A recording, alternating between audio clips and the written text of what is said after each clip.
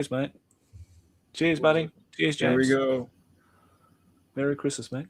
Merry Christmas, buddy. There's mud in your eye, as they say. There is, mate. That's it. All right, I got to reload. Are you officially off now? Yeah. Today I like about 4:15 or so, 4:30. I was like, see you later. Just took off. Brilliant.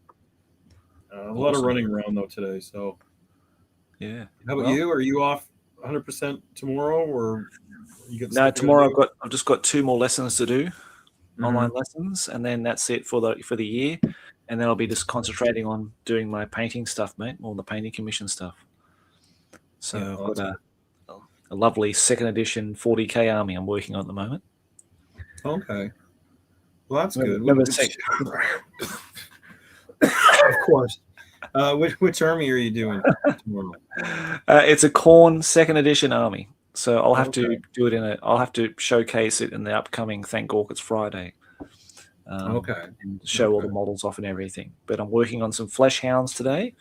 And even though you won't be able to see them, but I can work out an alternate color scheme, because a lot of the Khorne stuff back in the day, they used green on them. Yeah, I remember that. Yeah, they did the big complementary colors, like they had like the green collars or whatever.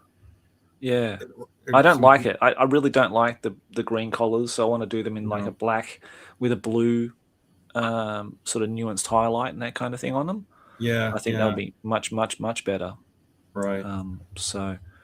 Merry Christmas to you too, Lee. Thanks very much for joining us, mate.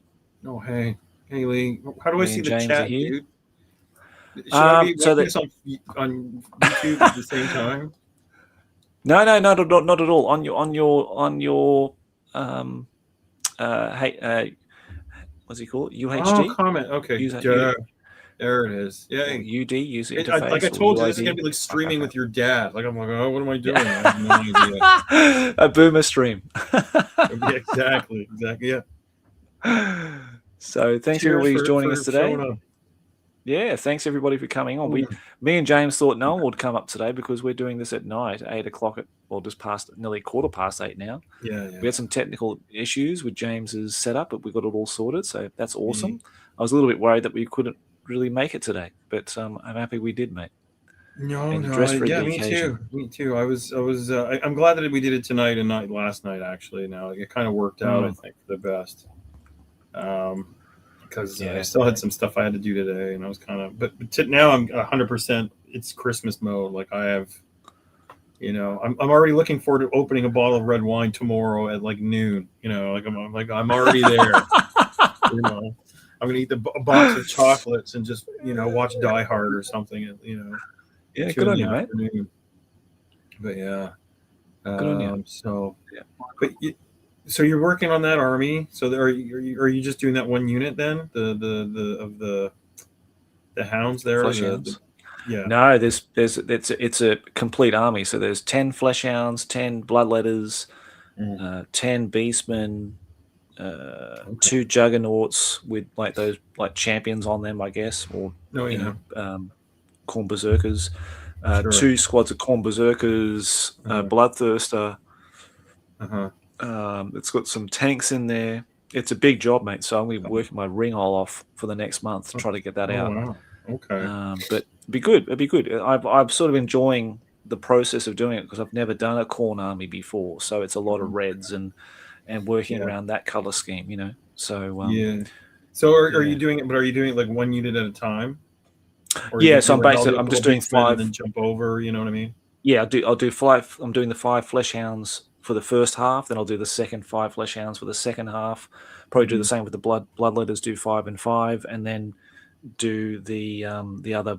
Yeah, do basically all the infantry first, and leave all the big boys probably to last. I'd say when you get all the sort of the colors down and what's working good. Yeah, and, all that stuff, and when you burn out the brushes, you get new brushes. Like okay, now I got the new brushes. I'll get in there on the important guys. That's it, mate. What have you been working on, mate? What have you been working on? I saw you got so Yugoslavian army. Yeah, that's all done. The Yugoslavs are finished. I found 2 extra guys in a case. I'm like, did the video. I'm like, oh, okay. I guess I did have 60 guys. So, oh well. What am I doing? So the footsore order. The footsore order came in, and I got the Test of Honor stuff. So I've gotten 11 of those guys. They're still in the box though. And I got a bunch of halfling stuff because I mentioned to you before that I have a huge fantasy Khorne army, chaos army. But then I was doing like this chaos halfling army, which was kind of like I was doing it as a goblin army. Like the idea was you just use goblin rules. You could change it, the names of the spells and all that shit. But so they had some pretty cool halfling. Footsore had some pretty cool halfling models. They had some like cultists and stuff. So I bought a bunch of those. And then, of course, they had like the command and all that stuff. So that's just like conversion, like, okay, lop this guy's head off, put a, Chaos Warrior head on it or whatever, to make it look more chaosy. So I've got those on the go. I did some more hoplites. I got from them, their Mortal Gods range. I bought just a couple. So I'm doing them as a sort of a side thing that I might sort of like a side hustle. In Greece with a friend of mine there, and then I started on these guys. I'll just hold one up here. I don't know how well it's going to go, but I'll put you into full screen mode. Okay, we'll do this thing here. Does that work? It works for other people. It's still not. Just go back a bit. That's it. There we go. You're in focus now. Okay, so these are the Warlord Games. Warlord Games German veterans, and the box was on Amazon, and I guess the guy listed it like at the wrong price, and it was like this is like 70% off. So I got to buy it, so I bought it about like 2 months ago, and I decided I'm just gonna try and paint it up like the ones on the box. Like it's not how I'd normally paint them, but I'll do them like the box to see if I can do it. And I've done a couple of test guys. So that's going to be sort of like maybe some videos that I'm going to just say like, oh, I did these guys from the pamphlet, or I did these guys from the box art, and you can compare them or something like that. So I'm doing that.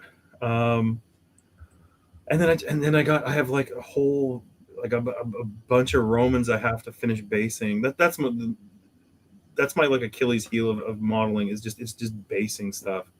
Like I get it to the point where it's like the figure's done, it's on the base, I've sanded it, I've painted the base, and then it just sits there for like for like 6 weeks to like 6 months, and I'm like, oh, I got to dry brush this stuff. So, but I'm hoping to get some painting done, over the holidays here. Once Christmas is over, I'm not. It's New Year. I'm doing absolutely nothing, because there's nothing to do in Japan at New Year, right? Is like you go to the temple, or the shrine, it takes like 20 minutes, and you're like, okay, that's it. And you got Omakuji. So, but that's it. I'm hoping to get some units pumped out, and clear out my backlog. But I didn't go out and buy any new stuff or anything. I bought that stuff from Footsore, but I need more minis. Like I need another hole in my head, You've got an impressive cabinet lineup behind you, even though we can't see it. But it's incredible, like just packed full of stuff, right? Well, the room's a total rubbish tip, dude, right now, and there's just shit everywhere, and I'm like afraid to. Oh, maybe I can. Well, let's look at my garbage can. Maybe I'll flip the one camera over here. We'll see if I can get the IKEA cabinets here. Because I got this other little lame camera here. Let's see if this one works. Does it work? It's loading. No, it's not going to work. Oh, there we go. Oh, there you go. There we go. So yeah, I got 4 IKEA cabinets there. Wow. And they're all like, and there's a bag of garbage, right? And then I've got a whole bunch of cabinets. There's the army I just finished and stuff. So I've got tons and tons. And then there's just cases and cases of stuff like everywhere. So almost got an infinity shot. So yeah, I got a lot of stuff, dude. I don't know what I'm gonna do with it, in the future. But yeah, I just got tons of stuff. So yeah, but it's keeping you entertained, that's for sure.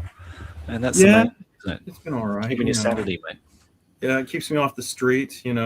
It keeps you out of the bars at night, that's true. TV, So, but that's what's been going on, man. So, I don't know. Some of the GW stuff, I've been kind of looking at it. You know, a lot of people have been getting into was it called the old world? Yep. You know, and I mean, I appreciate the stuff, you know, that's coming out, but at the same time, it's like, wow, that looks cool, but ... You know, it's a bit pricey, and I think for the price, I'd rather buy the old stuff. You know, because it's almost the same price. Yeah. You know, so, but yeah, I don't know. In the 40K stuff, I don't mean that. I don't know. I mean, I guess for 40K, I'd say the orcs are probably the ones that I'm most attracted to now that I think are pretty cool. The Marine stuff, I mean, you know, I stopped playing like around second ed, so I really don't know much of the lore anymore. Because like I remember when Sigmar was originally like he was supposed to be a Primarch, right? And the old world was some planet in the middle of the Eye of Terror or whatever. I thought that was just like a lore rumor, and then they never did it. They never wrote. Did they ever say that Sigmar was an actual Primarch? Because I thought that was just a rumor. Well, I mean, I think it was one of those. Yeah, it was one of those things that was kind of hinted at. I think in the old, makes sense, like the Realm of Chaos book and stuff. Yeah, you know. Yeah. But you know, everything back then was just so much different and more fluid and, you know, more organic, I guess. And it wasn't so, you know, I don't know, I don't want to say dogmatic, but kind of, you know, they didn't have the, you know, there were no Warhammer novels at that time. I remember when like the first Warhammer novel came out, you know, I was like, oh, that's awesome. You know, I think I still have one too. Was it Wolf Rider or something like that? It was one of the Wolf Riders. Yeah. That's was that a Bill King novel, or was it one of those where it had like loads of different stories from different writers? Yeah, it had a bunch of different stories, and it was more of like, you know, and at that time a lot of it had to do with like the role playing game, right? Because that was because at the time those were the three big games. It was Fantasy Battles, 40K, and the role playing game. And the role playing game had most of the fluff in it, right? That was where it was really in depth. Yeah, that's right. So. But now I don't think they've had a role playing game in, you know, like a decade or more, you know.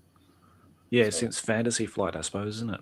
They had the 40K license and Warhammer license too. They did Warhammer Roleplay 4th edition or 3rd edition. Yeah, that looked quite interesting to me. But even though it got a lot of bad press, I think from people who are traditionalists in the D100 system, what it was originally, but they had lots of cards and special dice and stuff like that. Oh yeah, looked pretty cool actually. Well, it's like, you know, like those old rules. I mean, they're nostalgic, right? You know, and they're great, but it's like, God, you know, compared to now, they're like almost impossible to play. You know, like we played Warbands, and it was like, okay, you know, it was like, you know, your guy gets, you know, roll a D12, your character gets pushed a quarter inch towards the nearest table edge. Everyone take a like, where's that? You know, you're trying to get through the book or whatever, and it's just, and it's pretty, you know, it's really the rules are in the minutia of you know of the book or whatever. So, but yeah, you know, the models and stuff. I the older stuff, like it's just strange seeing the new stuff, you know, and you feel like you're really old because you're like, oh, I remember when you could get 3 rhinos in a box, or you get 2 Land Raiders in a box, you know. Yeah.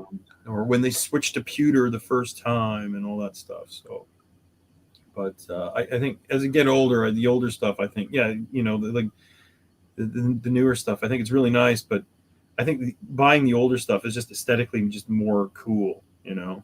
Yeah, so I think, it is. Yeah, you know, the old Hammer stuff definitely for you. You know, well, you would know better than me, but it's got a huge following, right? So it has a massive charm to it, that's for sure. I mean, look at the made to order stuff and how crazy people go on that, you know, to buy all those old miniatures and everything. But but just quickly, I just want to say hello to people here. I know we've got Ed here, says Merry Christmas all, which is nice to see. Good to see Ed. Carney, how you going, mate? We've got one of your pictures to show here. I think it was the cover photo too, Carney, for your wonderful Black Orc unit for this video. The Half Mile Duck, 1911. Good evening, guys. Happy holidays to everyone. Happy holidays, bro.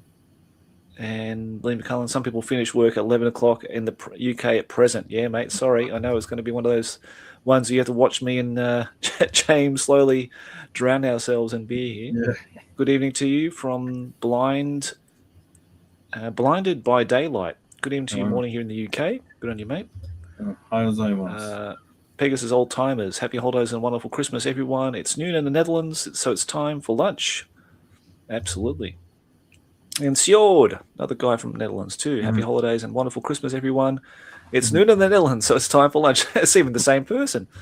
Sure. Ben's Miniatures. Hello, everyone. Merry Christmas. How's everyone doing today?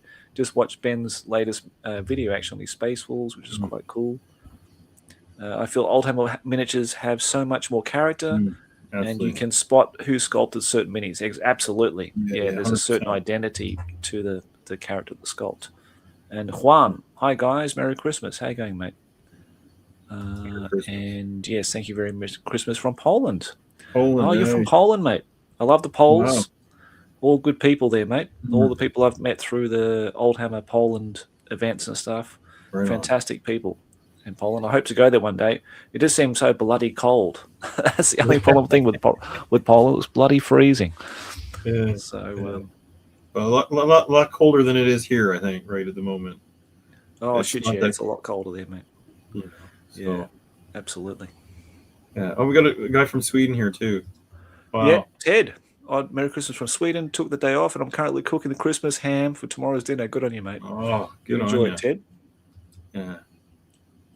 I'm a lead man through and through. Yeah, me too, Lee, I've got to say. Yeah. Lee's got a really impressive stuff. We're going to go through the hobby hangovers in a minute. Oh, okay. James, together, mate, we're going to have a look at what these amazing people out there have been committing their time to over the last 4 weeks or so.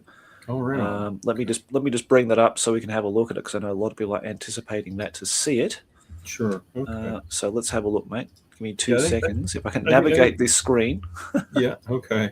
I like the lead minis too, but a lot of the World War II stuff, a lot of it's all plastic now, right? So, but yeah, a lot of the metal ones are, they're always a little bit more special. Yes. Okay. Can you? I think everyone can see our Hobby Hangovers community page there. Mm-hmm. Okay, so if I can just get back to where I was before, it's to just kick me out of my own program here, which is wonderful. Give me 1 second here, guys. Where is it? What happened to it? Keynote. That's it.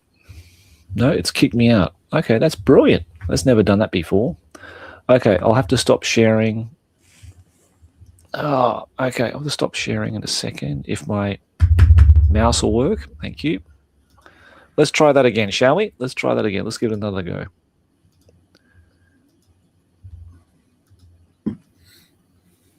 No, it's totally gone. Okay.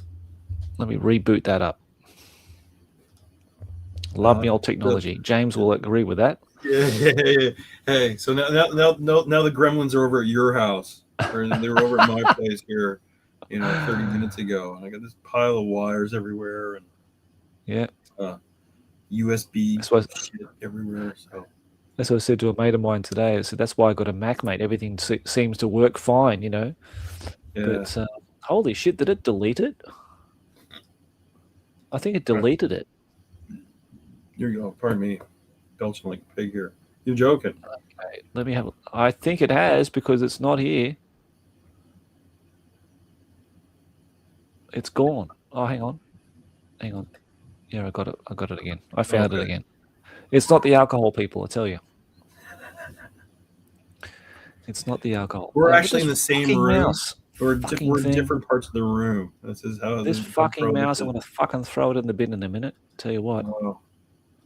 Oh god, yeah. I know that feeling. See how caring and loving I am to my computer equipment, James? Oh, that's the way to be. Okay, can you see it now? Yeah, man, for sure. Okay, that's good. Okay. Whew. Okay, we made it. We made it there after a lot of swearing. That's the way that's how you got to treat your PC with a lot of swearing and foul language. You tell it's his fucking boss. Okay, here we go. Right. It's the magic spells you have to use on your computers. Clang the mouse on the table. That always works. Okay, let's see if this works. Okay, can you see it now, mate? Yeah. It says Crown of Command Games Community Hobby Hangovers. Okay, that's good. Well, let's go. Let's get onto it. Okay, let's have a look. We've got 80 Wood here with a collection. He's got the full collection. Maybe you remember these, James. The Marauder miniatures. They made a basic copy of the 28 mm Marauder miniature, but in a Chaos Dwarf scale. Right. Okay. Yeah. Okay. Okay. I'm still seeing just the title here. I'm not seeing a picture of any miniatures. Oh, really? Yeah. Here, maybe you want me to show you? Hang on. Oh, there we go. Hey. You got it? There we go. Okay. Hell. Oh, this fucking computer! Yeah, I'm gonna full screen this because okay. Oh, there we go. Now I can see it. Oh yeah, I remember these miniatures. Yeah, for sure. Okay. Now you got me paranoid. I need to go and check my stream now to see if I can see anything, because all I can see is this screen. Okay, I can see the screen up here. Okay, that works. Okay, thank goodness for that. Okay. So are these now I recognize the standard. That one standard is from the Chaos Marauder from like 15, 20 years ago, with the skulls hanging off of it. But are those miniatures, are they all repros, or are these are, because you probably said when I've been drinking, I totally forgot what you said. Yeah, no, these are original miniatures. 80 collected these, I think during his time at GW or whatever over the years, and he's put together the entire collection. So it's 1, 2, 3, 4, 5. There should be 20 variants, I think, of the 20s. Say did at Marauder Miniatures in 28mm, and they just made Chaos Dwarves of the exact same model, which I think is so cool. So these are the Chaos Dwarves that I remember that were awesome. I still have, I think, in my army, but I've used them in my regular dwarf army. I used about, I think, 8, maybe 10 of the old Chaos Dwarf crossbow guys. Oh yeah. So I mean, they're in who knows where they are, but yeah, I remember these miniatures. They were always great. I always thought they were really cool. A lot more character. Back in the day. Yeah. Good job on Addy, man. It was interesting because I went through a couple of the old white dwarfs I had still sort of laying around, and I saw like he's in his stuff in the magazine. Yeah, the old white dwarfs and stuff. Of course, he looks totally different. He's older now. This is like magazines from decades ago or whatever. But yeah, it's interesting to see. I love the paint job. Yeah, he's got a very distinct style. 80. There's a lot of contrast paints, and he swears by them. And I think he's just got it. He's got his own sort of style and way of painting that really suits him, and he achieves really good results actually out of those contrast paints, I must say. Yeah. So he's found his little niche there with the contrasts. I think they work well for him. Yeah. Okay, let's see if this works. It's not working, is it? You tit of a thing. Still in Addies. I can see your mouse moving around though. Okay, it looks like there's something wrong here. Let me just shut that down. Okay, has it changed now? There we go. Wow, okay. Yeah. Oh, okay, wow. So we've got Tony Els.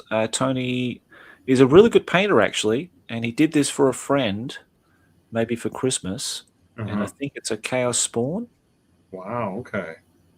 Yeah. It looks fantastic. Yeah. Oh, wow, okay. Yeah, no, so is this a 3D print, or is this an old I don't recognize the model, so is it a conversion? I have no idea, mate. I presume it's like it's either a Forge World kit or a later release miniature, but then again, past 1995, I don't really have much knowledge on stuff about what Games Workshop did, to be honest.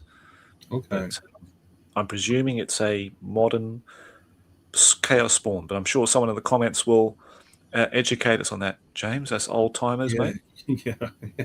No, I mean, I like it. It looks really cool. I mean, he's done really good with the green and the nails and the detailing on the horns and stuff, and the teeth and the gums and all that stuff. But yeah, I don't remember this miniature. So yeah, like you must be right. That it's like a Forge World or post 95.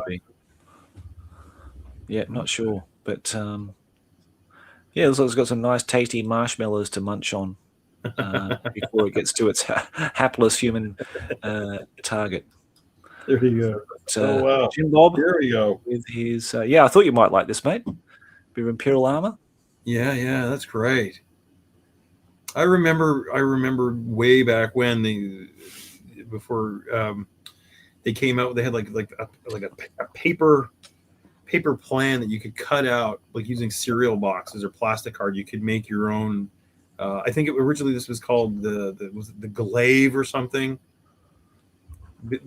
Yeah, it was one of the super heavy tanks of the Imperial Guard. This was like probably second ed. Around the time Epic came out, like Shadowstorm, like a Shadowstorm, or Baneblade, something like something. Must be Baneblade, I think. Yeah. It was a long time, but this looks great. I really love it. I love the officer and the commissar down there. Yeah, they look awesome. Yeah, I reckon those miniatures are probably Brian Nelson minis. Mm-hmm. I think they're really nice, actually. Yeah, I do like them. I like the big, broad-shouldered, commander guy. I think he looks fantastic. We're holding his cigar. Yeah, yeah, really. No, I think the miniatures. I mean, okay, obviously the tank is the main focus, but I'm looking at the miniatures. But even the tank, like for the armor and everything like that, I think it looks really, really cool. He's done a pretty good job on it. So I guess this is a kit now that they sell. Yeah, I believe so. Yeah, Jim has a lot of these tanks, mate. He's just a massive Imperial Guard nut. So he's got loads of armor, and I think he's spent a small fortune, probably the price of a brand new Toyota Corolla on all these tanks from Forge World, I think, mate, or from Games Workshop. So I think he plays big games. I think it's 5th edition where they had Armageddon. Yeah, I'm gonna say probably. So was it Armageddon? I forget. There was. Oh, I think they were called Armageddon battles, weren't they? I think so. They're like the big ones, like they're supposed to be massive battles, loads of miniatures, loads of tanks, and loads of big template type weapons, off-board artillery, or from orbit you could go and send things down and shoot things up or whatever. So but there you go. It's a good job on this, for sure. It's a man's hobby. Yeah, he does good. He does well what he does. And I threw this one in there because I know he loves 3rd edition Bolt Action. Okay, you're a Bolt Action man. Oh, okay. Yeah, now I'm like okay. I'm like okay, dialed in. Okay. I guess they're I can't really tell. I really kind of need my glasses. I don't know. Yeah, I know. They look like American tanks, and then he's got the Germans. The guy with the red shirt, he's got the Germans. It looks like the guy taking the photo here. He's the Allied player. It looks like he's got a Firefly or an M8 howitzer or something like that. But yeah, 3rd. I don't know. I played a couple games. I was like, So on next Sunday, we're going to be playing in Seiseki. We're just going to play 2nd ed because we'll probably be drinking at like 11 o'clock in the morning or something. And you'll be like, well, I know these rules off by heart, so we'll just do that. I'm not going to look anything up. So we'll see. But the Bolt Action is a fun game. When you come down to Snake Mountain, we'll man. I'll make you play a game for sure. You're going to convert me like I did with you with Test of Honor. You're going to convert me. Yeah. Well, that's the whole thing, right?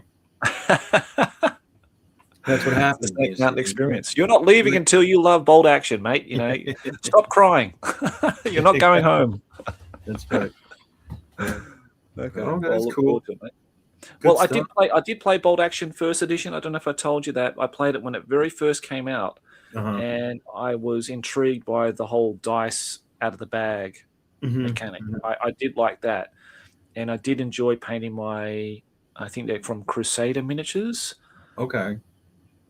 Like one-piece metals from the UK.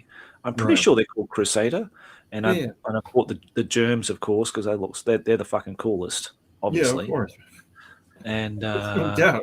I'm not a Nazi or anything like that, James, but I do like my Germans, and so I got those, and that was cool because I wanted to paint camouflage. I wanted to do all the, I found it very interesting, but of course it just didn't pick up in our group, so it just went by the wayside. But I'm looking forward to another game. I really want to pick it up and give it another go. Well, and see. Don't worry. Don't Dude, worry. I'm in good hands. so much bolt action crap that it's Oh, mate.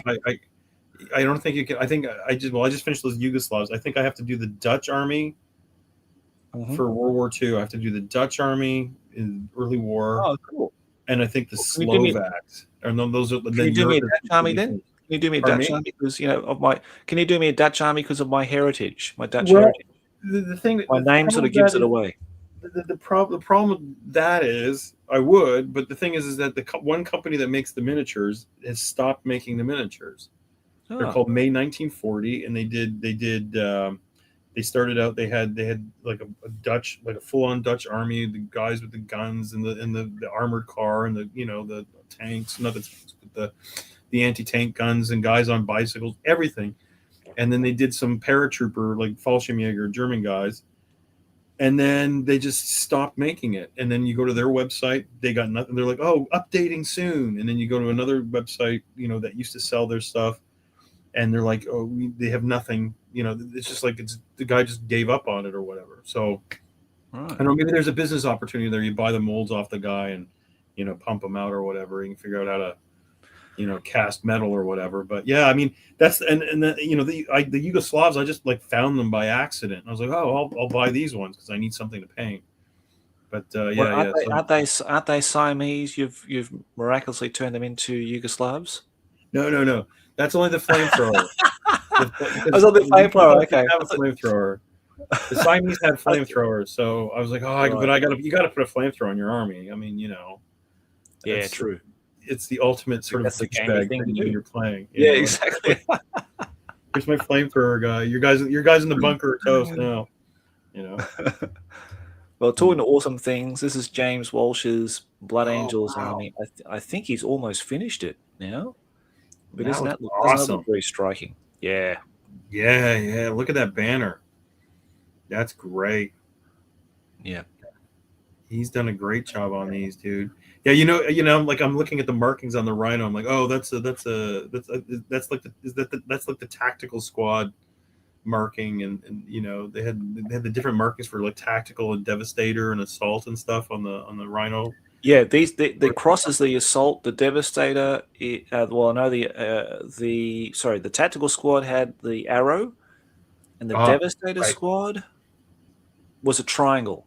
That's right. Gee, my memory's getting better with this whiskey, actually. Yeah, so there you go. They're the three markings, mate. No, this looks really good. I really like them. They're beautiful. Really he's done a fantastic job. I think it's one of the most. I mean, apart from the lack of goblin green around the bases, but James, we still love you, mate. But they look really, really nice, and I know he's very proud of having finished and completed his Blood Angel army. That's a lot of work. Is James? Is he in Japan? No, he's in the UK, mate. He's in the UK because there was a guy who had a very similar name that was in up your way, some way, who came. He came. Okay, 8 years ago, came to our bolt action tournament. He had a very similar name, so I was just wondering if it was the same guy. No, not this one, mate. Not this James. Okay. There's a few James out there, as you know, James. Yeah. There's like 4 or 5 of us out there. At least. Right up there with Mohammed as a name in the Western world now. Oh wow! Look at this. Hans Hulling. Now, mate, this guy is an absolute genius with a brush, and he's done some beautiful Chaos Dwarf characters. One's a sorcerer, and the other one on the right is Astrogoth, I think his name is, the character. Oh, wow. These are fantastic. I really like them. Really, a lot of contrast with the on the wizard guy with the yellow, the lightning bolts on the black. In the weapons and stuff. Really good, and on the, what was his name, Astrogoth, the one on the right. I think his name is Astrogoth. Yeah, Astrogoth or something like that. Yeah, Astrogoth. The metallics are fantastic. Really, really nice. These are really good. And then these miniatures. I mean, they're still around. Like I've seen them on eBay, but I mean, they're pretty pricey to get. You gotta. Yeah. You gotta know somebody who knows somebody, kind of thing, to get your hands on these guys nowadays.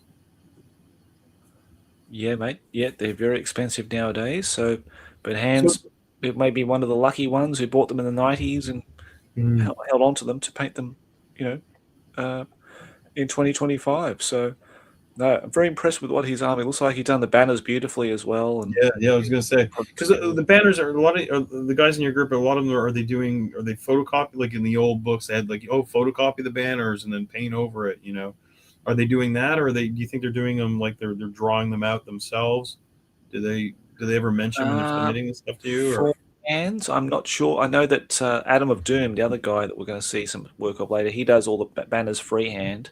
Mhm. But for Hands, I'm not sure if he's doing them because when I did my commission for the Chaos Dwarves, I because in the back of that book you get all the banners. Right, So I right, made a color photocopy copy of them, and then I yeah, just touched them up. And right. once you get a matte varnish, you can't tell the difference. But I've got a feeling that Hands has actually painted these. Mm, mm. They look too good to be photocopies. Yeah, Personally. yeah. Because I'm looking at the one in the sorcerer. You can see the blending from the black at the top down to the blue and the sort of the background Yes, of the that's flaming right. skull or whatever it is. Yeah, Yeah, they look really sharp. This guy, these he's done a spectacular job with them. They look yep, fantastic. yep, yep. Very talented guy, Hands. So yeah, very nice work, mate. Really appreciate that. That's great. Now Ted, we got him in the chat as well. He's just working on. I think this is his next Call of the Crown entry. This is a bunch Hmm. of, well, should be 15 exactly of Goblin Wolf Riders. Okay. So he's done the wolves. Yeah, I was gonna say, and the other one thing about like the Lord of the Rings, Ring of Sauron, they're all invisible, riding these Yeah.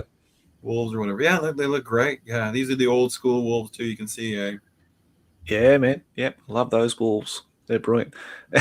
Oh, You've always got the wolf behind them sniffing the other wolf's ass, basically. I was gonna say, but the one in the commander, you can see I guess it would be one of the Yeah. champions wolf. He's got the armored sort of headdress, I guess, on there. Yeah. Is that a conversion, you reckon, or? I don't know. Maybe that was like it was part of the kit later on Okay. in later editions, I'm thinking. Mm. So yeah, I'm not sure, mate. Not sure. But yeah, that's a But good start for sure. yeah. He's got to just do those bases. What is it, Goblin Green? Well, I'll leave it up to Ted. I can't put these thoughts into Ted's head. So he has to make his own mind up. So he can contemplate that while he's making the ham for Right. Christmas tomorrow. Oh, that's true. That's true. Oh, wow. Now this Here guy, we go. Adam Doom, Denmark, absolute legend. Look at that fucking banner, mate. That is awesome. It's Animal from the Muppet Show. Yeah, it is. Yeah, it's got the Muppets in the bottom. It's brilliant. That's absolutely brilliant. And he's a real 11 out of 10 on that, guy. man. Yeah, that's just brilliant. I love that. I love how huge the Bloodthirster is in you know what I mean, like an epic scale compared to like even the Bloodletters, compared to regular sort of 40K. The thing is massive. But yeah. These look really, really sharp. And what's that one thing? Is it the Tower of Skulls? Is that what it was called? Next to the Flesh Hounds. Yes, that's the Tower of Skulls, mate. Yeah. Because I remember I was in like 90, 91, 92. This guy I knew he was one of those like, okay, a lot of people who are like really into playing Chaos, myself included at the time when I was playing Chaos, they're kind of creepy and just weird. So, but this guy, even he kind of creeped me out. But he made this Tower of Skulls thing, and he made it out of like empty pop cans, and he had covered the pop cans in like putty, and he like carved like a bazillion skulls into it. It was like really out there, Like I don't know what he was doing. Like he was like smoking the putty, and then he was just putting it on the cans, making it look like little skulls. But that was for 40K though. But yeah, this is a really, really nice epic army. Yeah, that's beautiful. He does really great work, Adam. Everything he puts his hands to looks very, very nice. So he's done He had this one. He had Slanesh, Tzinch, and Nurgle. So he's done quite a few, all the different gods for Epic, and he's playing. He's actually playing it too, which is awesome. With another one of my patrons, David, also in Denmark, and they got together and started playing some games of Epic. Okay. Which is really nice to see. And now they're doing a little mini challenge of Warmaster. So they're painting a Warmaster army each. And I think Adam's doing Empire and David's doing Undead. As a little mini goal to actually paint and play in 2026, which is awesome. So I love to see people not only painting stuff but also playing. That's most important because we get a lot of enjoyment in the social interaction of meeting people and as long as they're not too creepy and actually having some games with them. So, but I did see. I was going to remark on that blood. That what's it called again? The blood. Blood Reaper. Bloodthirster. No, not the Bloodthirster. Because you got the Tower of Skulls, the Cauldron of Blood, the Tower of Skulls. I think it's called. No, not Tower of Skulls. Fuck it. What's it called again? Death Dealer. That's right. So the Death Dealer, someone has actually scanned it and made it into a massive, like a 40K version of it, which is awesome. Oh my god! I'm pretty sure it was this model. Someone did that. They scanned it and upscaled it to like a 40K scale. Yeah, and the Cannons of Khorne, you can get one of those as part of the Armorcast range back in the 90s. They made like a 40K scale one of these. And the guys at Dice Hammer in Germany, they actually play with some of these as well, which is really nice to see. Because, it's one of those things that you'd never really afford back in the day. But then, and you never saw them on the tabletop, and now it's really nice to see them actually being used, Well, that's one of the things, like when we were, high school, when we were super cool in high school and in our earlier 20s, fighting off all the chicks, but spending all our money on, Warhammer. You could never really afford any of that stuff because you were always, you know what I mean? Like, it was always, it was just a little bit out of reach. It was like, oh, I can either, pay my rent or buy this model. It was one of those, those things, right? But now it's like, okay, now you can buy this stuff. You can get your hands on it now for to finally scratch that itch, from 2 decades ago. Well, actually 3 decades ago, almost 4. Yeah. So but I think it's really cool. I'm glad that but this guy, he's done a fantastic job with these, dude. And you said he's done all the Chaos Gods, so that's even more cool. And if he's playing them, that's even awesomer. Yeah, absolutely. No, really nice work on that. This is also Adam O'Doom. He actually got to play some Warhammer Renaissance in Denmark and taking his dwarven army out, which I think is his first army he ever collected for Fantasy. Oh, wow. Okay. It's a very impressive looking army. I love the banners again. He's a real skilled artist. Yeah. Well, yeah, he's got the Anvil of Doom, looks great. Like you said, the banners all look really great. The movement trays too look really nice. The way he's done them up, they really, really sort of sell the unit, as it were. They fit in. I'm trying to see what else is in there. Got some crossbowmen there. He's got some Citadel and a mix of Marauder. He's got a lovely troll slayers with their own little banner and standard. I think that banner looks amazing. It's got actual troll slayer on the front of it. Yeah, the one unit in the front there, he's got some really old sort of the old dwarves in there. The ones that were kind of more like knightly, more like Bretonnian knights. It looks like with the shields, anyways. You can kind of they should be Longbeards. I think they're all Longbeards. Oh, they're all Longbeards. The central unit. Yeah. He's got the miners there on the one side. Yep. Nice. Lovely, aren't they? Yeah, really nice. Lovely to see that, mate. So I'm glad to see that Adam's out there playing some games and enjoying Dwarfsember with his dwarves. Yeah. Beautiful. Dwarfsember. Nice. Here we go. You and Cameron, yeah. Now, this is classic, mate. You would remember these. I remember this. This brings back good memories. Now, Ewan played with his friend. Now, his friend's parents' house, they were going to move from that house. And their memories of playing 40K second edition 30 years ago, they decided to take out a lot of their original miniatures they had played in 30 years ago when they played second edition, go on the floor, play some floor hammer, and play out some games. I think that's absolutely wonderful. So I thought you'd really respect this picture. Yeah. No, this setup is, I've seen this setup before. Not this setup, but a setup like this before. I'm loving the super original Land Raider he's got. Yeah. That's definitely Rogue Trader era. What was it? The Imperial Bunker. I think I remember that was like a cardboard cutout that you could get. I think it came with the second ed box. Maybe they had something in one of the White Dwarfs, that you can make. But yeah, I really, this is great. Yeah. Having all the minis out there with a couple colors on them. Maybe one or two really totally painted guys, but everybody else is just sort of, oh, it looks nice.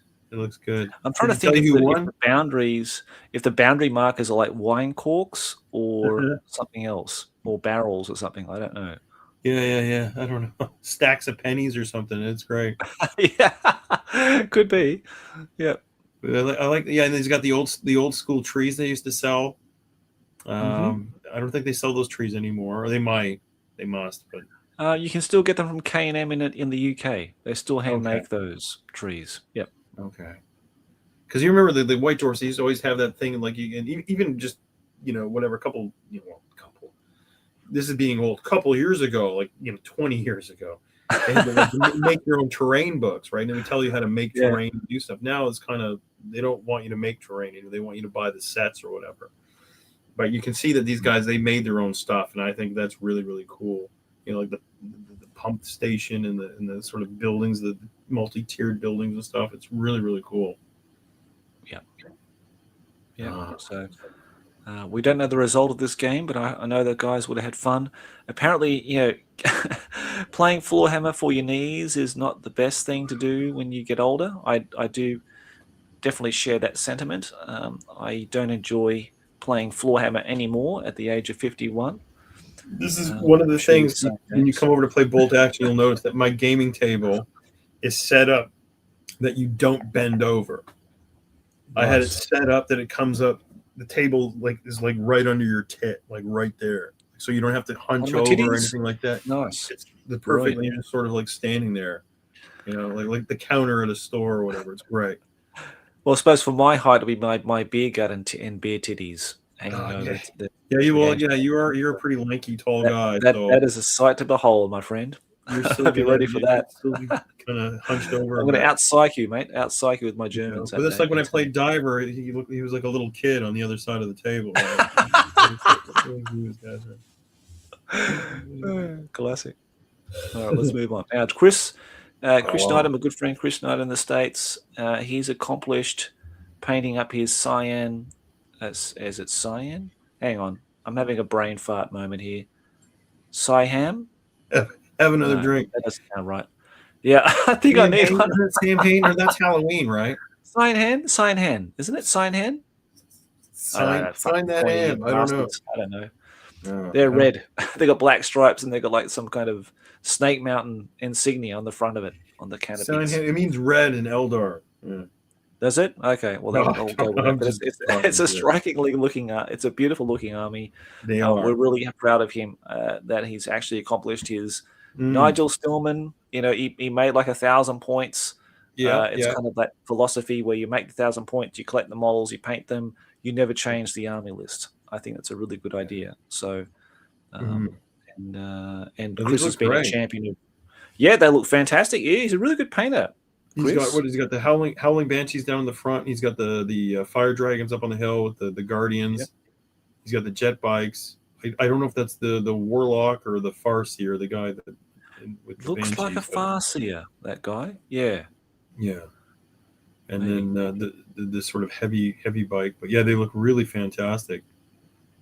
The striping on this and the markings on the bikes, how it's all uniform. It doesn't, it's not all, like when you were 15 doing this back in the day, it was all it was all crazy because you didn't know what you were doing. But now that you're older and you've got years and years of experience, you're able to reproduce like Johnny Watson with Howling Griffins. You're able to reproduce, what you saw in those magazines that when you were, 14, 15 years old, you had no idea what you were doing. And that's right. The eyeballs were all pointed every which way and all that stuff. So absolutely.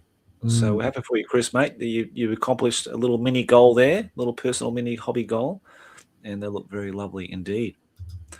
Now we're going to Lee. Now Lee's in a chat before too. I hope he's still there, but he's a big dungeon diver guy. I love my dungeon crawlers. I don't know about you, mate, but I love my dungeon crawlers. Yeah. Well, this looks great. We got to play HeroQuest when you were here with the diver. You got a bit greedy with your dwarf, and he wanted to sniff out some gold, and he encountered many a wandering monster within the dungeons that day. Those mummies and shit. That's the same wizard character guy too. Well, these miniatures. Now I know this is a lovely looking, customized, sort of dungeon tile setup he's got here. Yeah. But the actual wizard, I believe, it's sculpted by a guy called Boris, and he did like a Kickstarter, and he designed all the miniatures out of produced in metal, out of green stuff, but produced in metal for a exclusive company back in the day, quite a few years ago. But he had all the main characters and all the monsters and everything that you could buy to recreate your own diorama or something for it. And I think that's one of the miniatures that Boris sculpted, which is the wizard, which looks brilliant. This looks great. Yeah. I like the treasure, the treasure with all the, reminds me of Smog, and the altar and the crates and all that stuff. And then the blood stains all over the floor stones and stuff. Looks really, really cool. You definitely want to play like a dungeon crawler, even if you're just playing D&D, like a role-playing game. On a table like that, bazillion times better than just graph paper. You know what I mean? Well, this is the reason why I really couldn't get into RPGs, because of the theater of the mind thing. I really want to see 3D. I want to see the actual board, the miniatures, the tangible elements of playing a game. That really gives me and painting the miniatures and creating something rather than just writing something on a piece of paper on graph paper just didn't do it for me. Didn't do it. Right. Yeah. So. No, that's true. I understand what you mean. Yeah, I feel the same way. This is a million times better, I think, than just imagining. Even though imagining is okay, but this is just superior, I guess. Yeah, absolutely. And this looks great too. Oh, here we go. Nice. Nice little Skaven. Are these a C20 Skaven? Jez Goodwin Skaven? I think they're C20 from that range. Right. But Lee has been very busy painting up some beautiful metal Jez Goodwin Skaven. Absolutely gorgeous stuff. And ready for his heroes to encounter in his game's Advanced HeroQuest, I presume. Right. Now, these look great. Yeah. Yeah. No, I guess the red toenails and fingernails were something that was it was something that I guess I kind of missed of the past. I mean, I know I watched that video where you were painting the rat ogre, and I was like, he's putting red. I was like, oh, okay, pedicured, manicured rat ogres, but okay, but yeah, back in the day, it makes sense, But these look fantastic. Yeah, the Skaven they always seem like they would be a fun horde army to do. Right up there with goblins, but a lot of cool stuff going on here. Yeah, little rat man. I love the basing too. The basing really, sells it as well. Yes, really I love the basing. Well, the aesthetic. And the fire, look how great those braziers are in the back too. And that little, that I guess it's a treasure chest. Treasure chest. I've been in Japan too long. I've been in Japan too wrong. Treasure chest in the back.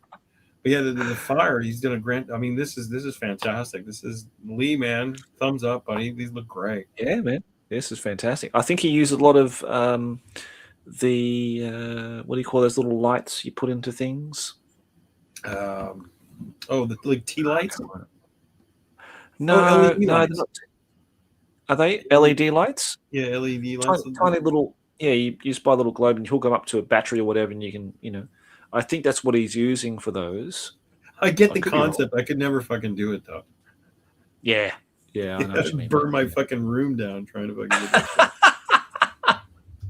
Then we've got Ed. Ed's in the chat as well, and right he's finished up his awesome looking pulsar rocket. This is great. I love it already. Oh wow, loving the orcs, or I guess they're goblins, sorry, but the one with the wrench the one with the wrench looks like the one from Lord of the Rings, where the two towers. He's saying he wants to bite off the guys off of Pippin's legs or whatever. A lot of character on the figures. The rocket looks great too. I guess the red goes faster too, right? So that's why it's red. Yeah, that's right. Good stuff. He's got nice little glyphs and maybe transfers on them as well, so they look really nice. And he painted all the rivets, which gives him an extra 10 points. Yeah, for sure. Because those sculpts are rough, man. Like those old, I think Norman Swales or either Kev Adams did these. I don't know, but they're rough. They're not the cleanest designs to paint with. So I think Ed's done a great job on that one. Because Kev Adams, I mean, he still sculpts, right? He still does. Yeah, work. Apparently, yep. Because you can buy them. Like if you go onto the War Games Foundry page, they have like Kev Adams orcs, and you can go on there and they'll have some orcs or whatever. Most of them are fantasy orcs. There might be the odds for 40K-ish ones, but I mean, he still does. He's still out there. The problem with Foundry is that for us living where we do, it's like, I'm not paying 40% shipping. You got to, not happening. You got to. I mean, that's just, with the exchange rate. Yeah, I think you got to buy £90 to get free shipping worldwide. Yeah, I think that's the deal with them. Yeah, well, that's true too.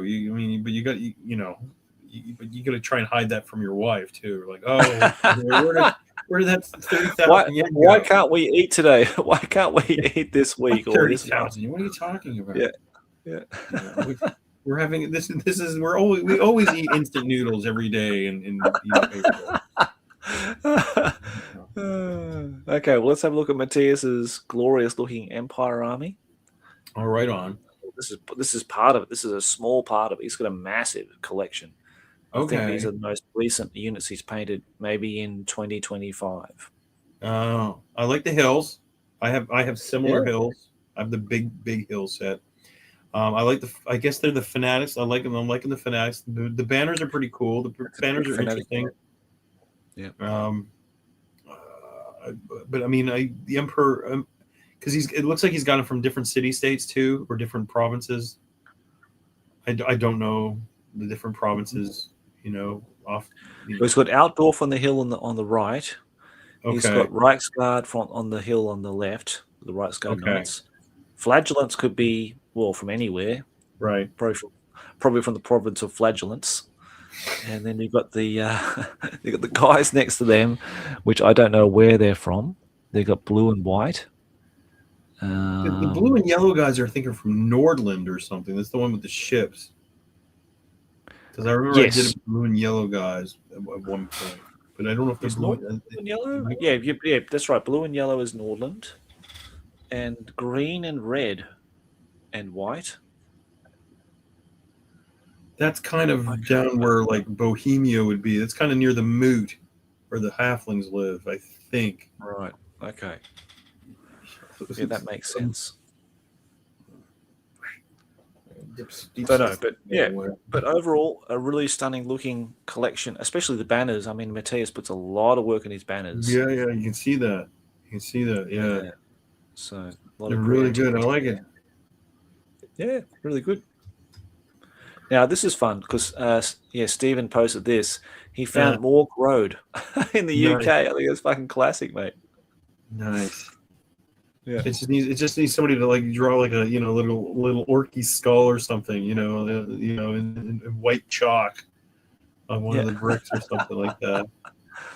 No, it looks that's nice. really good. That's nice, eh? Work Road.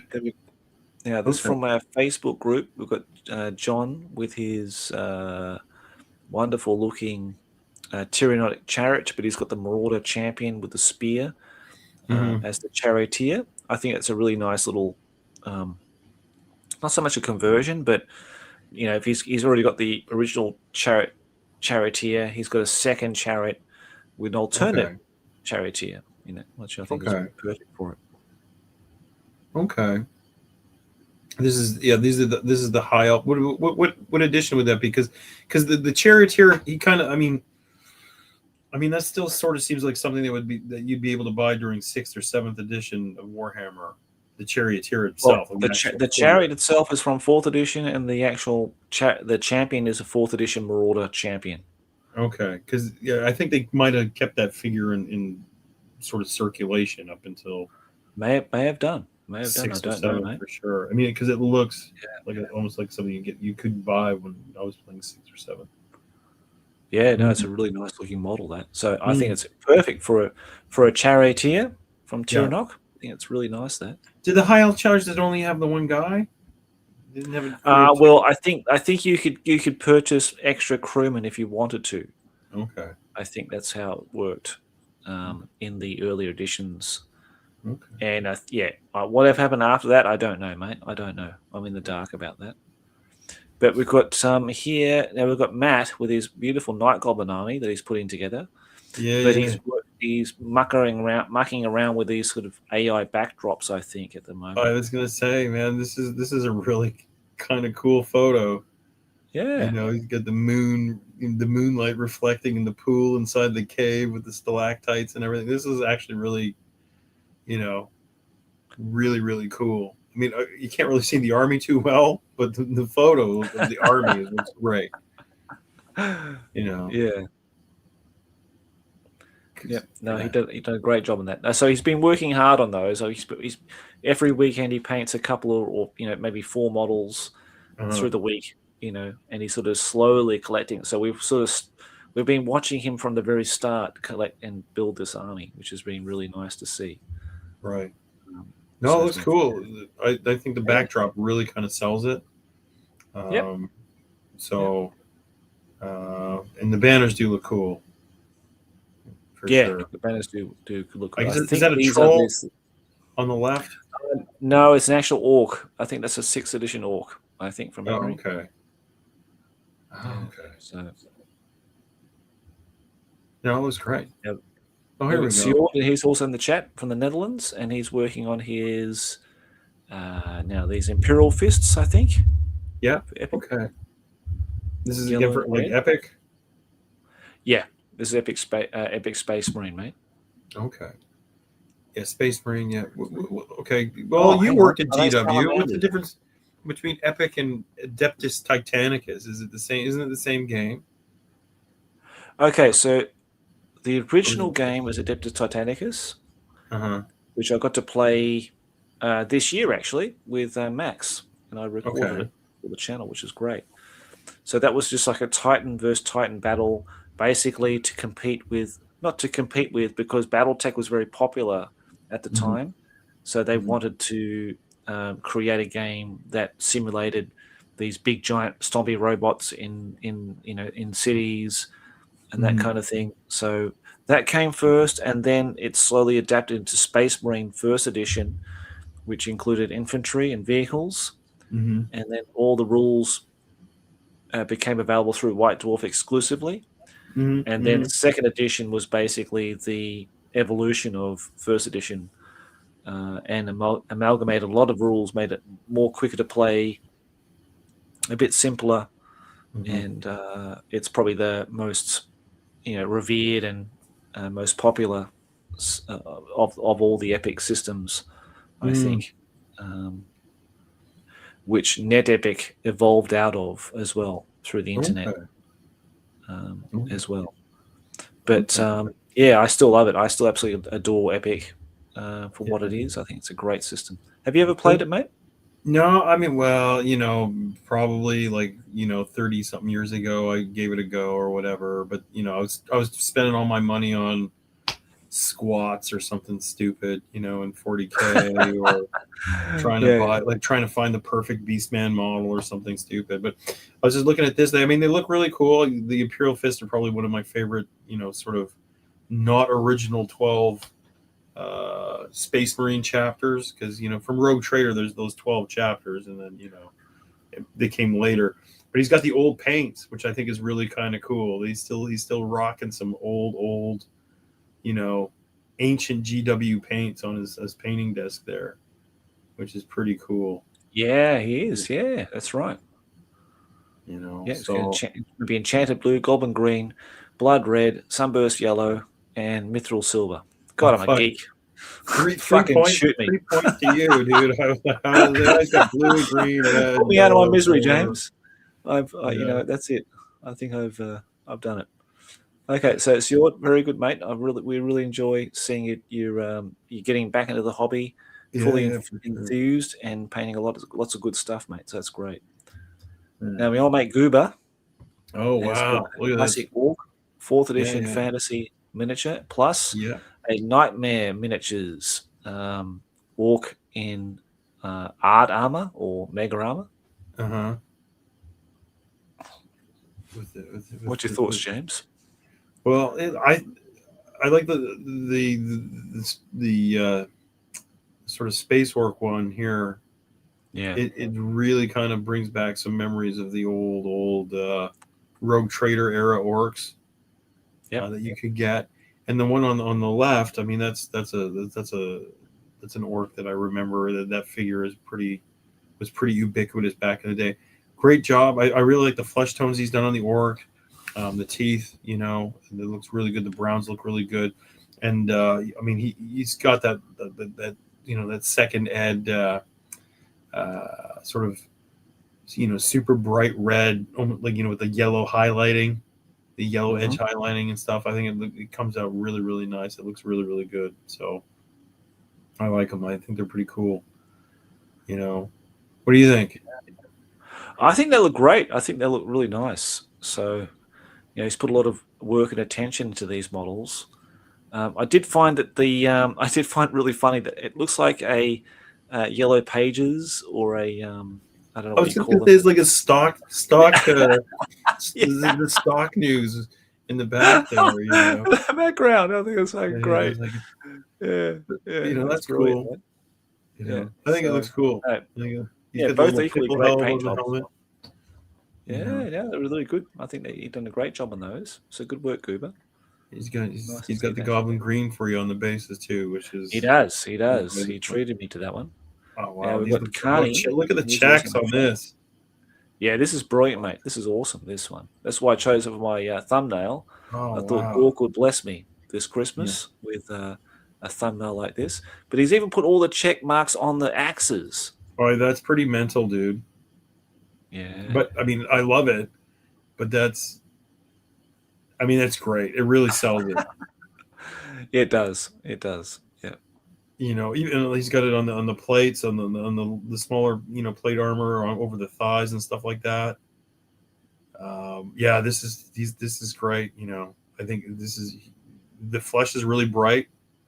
And the reds are really got that orangey yellow on them, and the checks just are they're just like they're right there. They're really cool. Yeah. No, really nice that. Yeah, beautiful. No, outstanding job there, Carney. So well done, mate. And look lovely. Now, can you pronounce this? Ethnarches.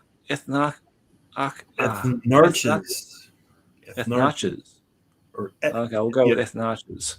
Really good bloke, and he's the king of bone color. I think he's bone. Now this is just one sample of stuff he's painted, but he's shown several samples of stuff he's worked on, and I think the bone he does, the recipe he uses, and the application is really good. Like he's a really good painter. That looks great. Well, even just I was going to say even the metal on the headdress and on the sort of the fixtures on the bow. And on the quiver, the sort of quiver buckle, the metal itself is also really, really good. I don't think it's non-metal metal, but he's really highlighted it well.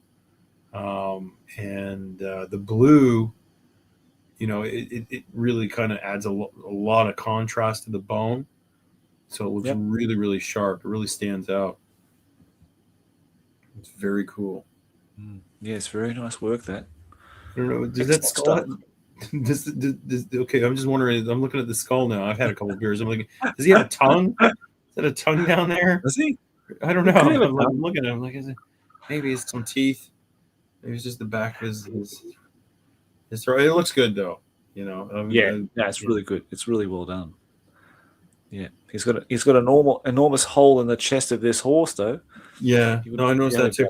But the basing, like I'm more of a fan of basing like this, the sort of more realistic kind of basing. I'm more of that kind of guy. So I mean, I really think this miniature looks good. A whole unit of these guys would look amazing, I think. And the bow itself, look at the bow. I mean, the bow looks great too. Really nice work on the sort of mahogany, dark mahogany bow. It looks nice. Yeah, I do like the subtleness of the highlight there. That looks nice there, because you don't have to always go to the extreme on highlights. I think sometimes just a subtle line just offsets it nicely. Yeah, looks really good. It's blended really nice down the bow. Yeah.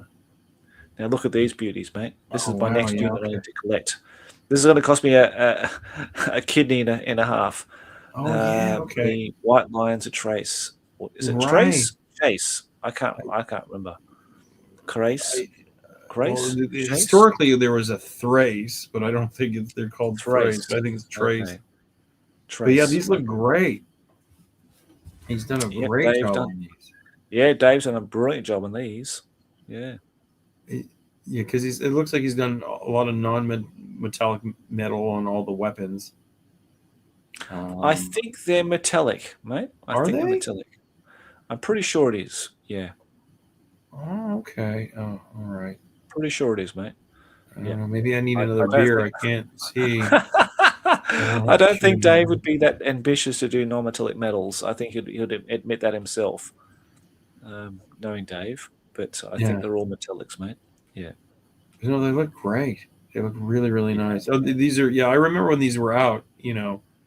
But I guess the originals now, the figures are just probably like for 3 they want like some insane amount of money for a blister pack of 3 or whatever.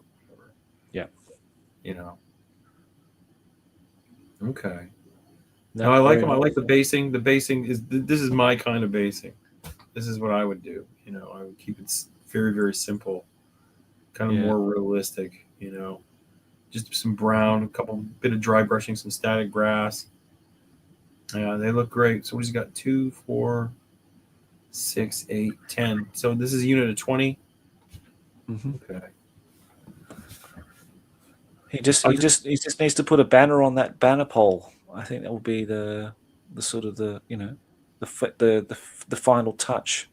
I just wanted sort of in Warhammer mode. I was just sort of like, okay, there's a unit of 20. What if he had, if he had 4, if he had like 4 ranks of 5, he'd get the bonus for +3 ranks, but how many attacks would he get in the front row?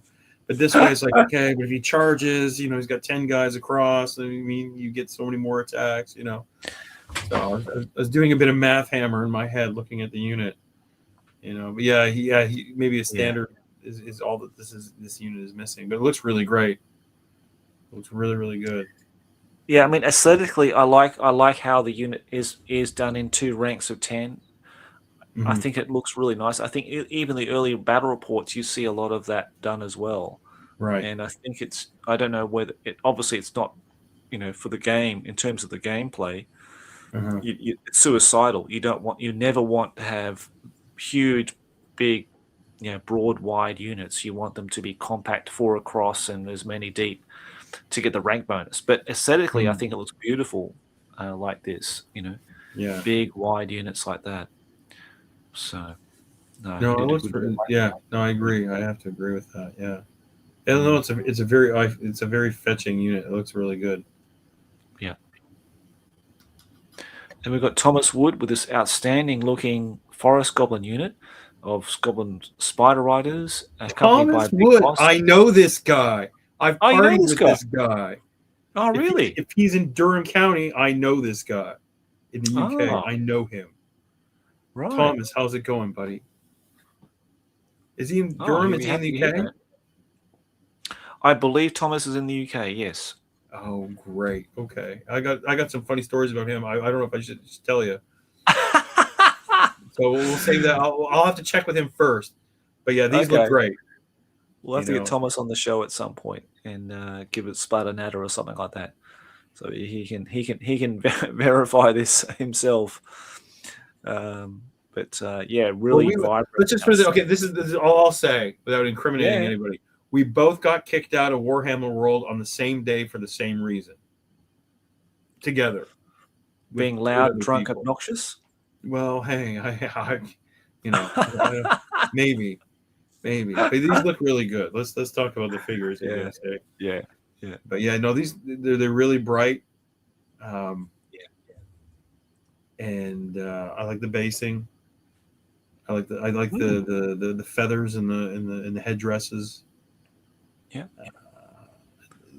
And he's done all the spiders in a different color, which is kind of cool. I think that's really cool. But he's kept them kind of uniform. They've all got the same color, sort of teeth and nails or whatever, except for the orange one, where he went with the contrast of everybody else's. He went blue with the teeth, which is really cool. I like that. Yeah, no, he's a very productive painter. He's always painting something and showing something off on the Facebook groups. So yeah, he's very prolific in that. But yeah, I like the shield of the main guy too here, the sort of champion guy. Actually, sorry, hang on. Sorry, that's a good point. The other guys don't have shields on. Thomas? Yeah. You need shields on those guys, mate. They're shieldless. Yeah. They won't get their 4+ save, mate. They only got 5+. But the one shield that he has done, I mean, it looks like it's freehand and it looks really good. So I hope that he, gets shields on all the other guys. They look, Yeah, I didn't actually notice that until now. Right now. Well, you could say that maybe they have bucklers. That's kind of a shield. Yeah. So, but yeah, they look really, really good. Yeah, very nice. It's hard to pick which one's my favorite. I was gonna say again. I think he's done the metal. It's not non-metal, but you can see he's done like the extra highlight with more of like a mix of like white and silver. Yeah, which really kind of sells it and brings it a little bit more contrast. Looks really nice. Yeah, that's really good, mate. Yeah, very nice indeed. Uh-huh. Okay, now we've got some Stephen Ryder, Nice. I think is how you pronounce it, with some lovely squats for Dwarfsember. Awesome. These are great.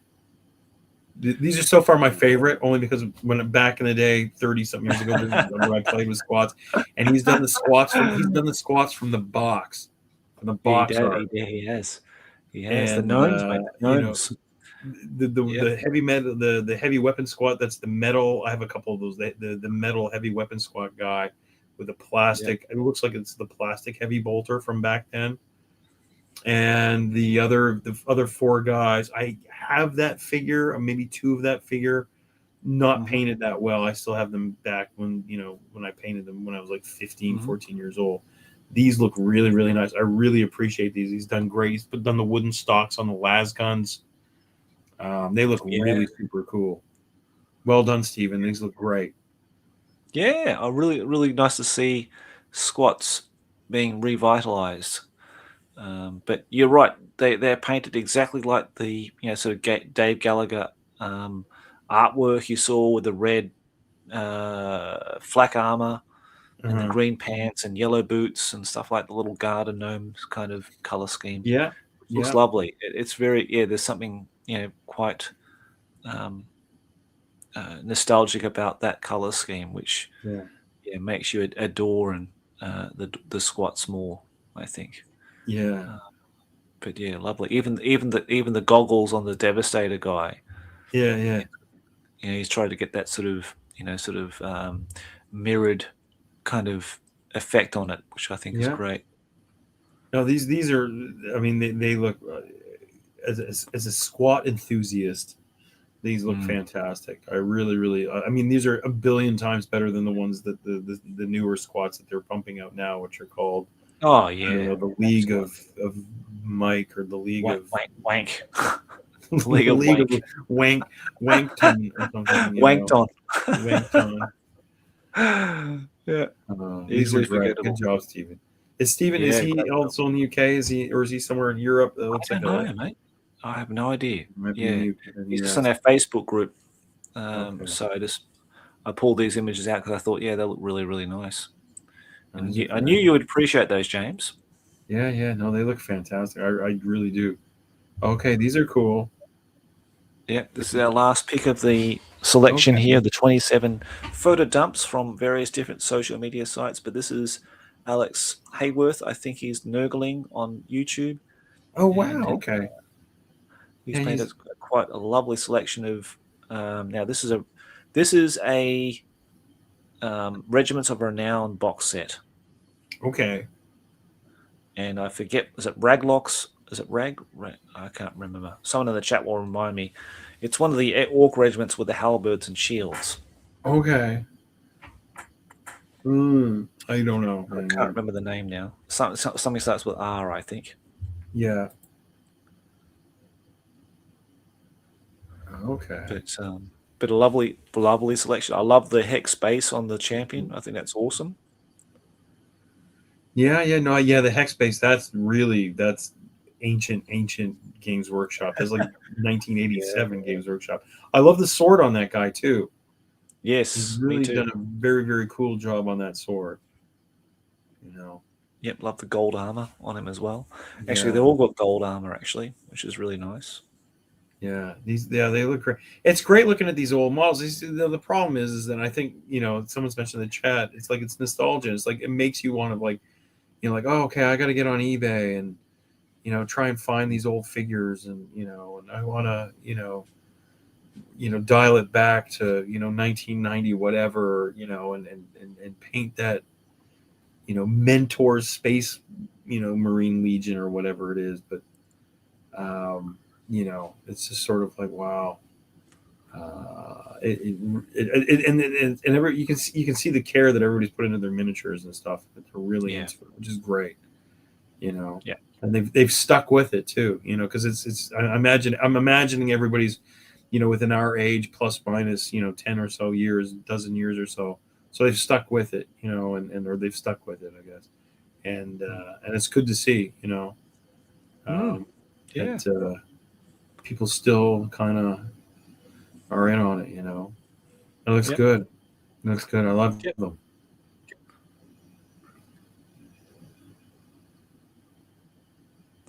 Yeah, no, very good. Thank you very much, Alex, and thank you to everybody who's contributed towards posting pictures of their finely painted models that they love and adore over the last few weeks. So appreciate that. Okay. We're back. We're back in the room. So hopefully everyone's been really entertained seeing those pictures. Trace is what Ted says. Okay, Trace. That sounds about right. I'm just going to jump out and get a refill. I've run out. Yeah, I need to do the same because I'm all out, mate. So I'll be back in just a tick. So okay, so everybody, guys. Everybody in the chat, run to the fridge right now. Look, it's Christmas Eve, wherever you are. You can start drinking. Even if you're working, because it's well past 5 o'clock here. That's it. Everybody, go grab a bottle and then just says, write in the chat what you're drinking. Josh and James says you can drink. Okay, let's use faster.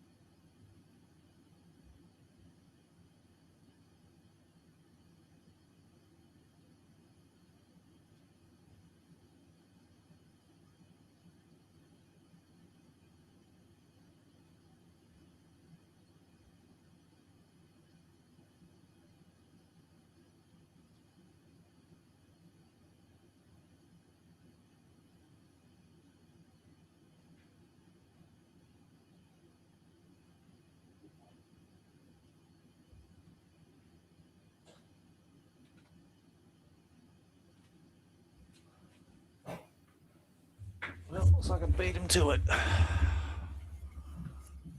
Okay. Guys, sorry I missed all your messages. But thank you very much for joining us in the stream. We honestly thought there would be that not many people joining us. I'll beat you to it, mate. Cheers, my friend. Thank you very much again for the gift. Oh, hey, yeah. No worries. I'm switching drinks though. Oh yeah. I'm on these German beers I bought on Amazon for the holidays. Sprechen Sie Deutsch? Ja, es ist die Gaffelkausch. Gaffelkausch. Wunderbar, ja. Wunderbar. Rhine-Westphalia. Look at the Eversu. This stuff is great. Okay, so is that a lager? It's as Germans say, no, it's Kölsch. It's like some kind of other fucking beer. I don't know what it is.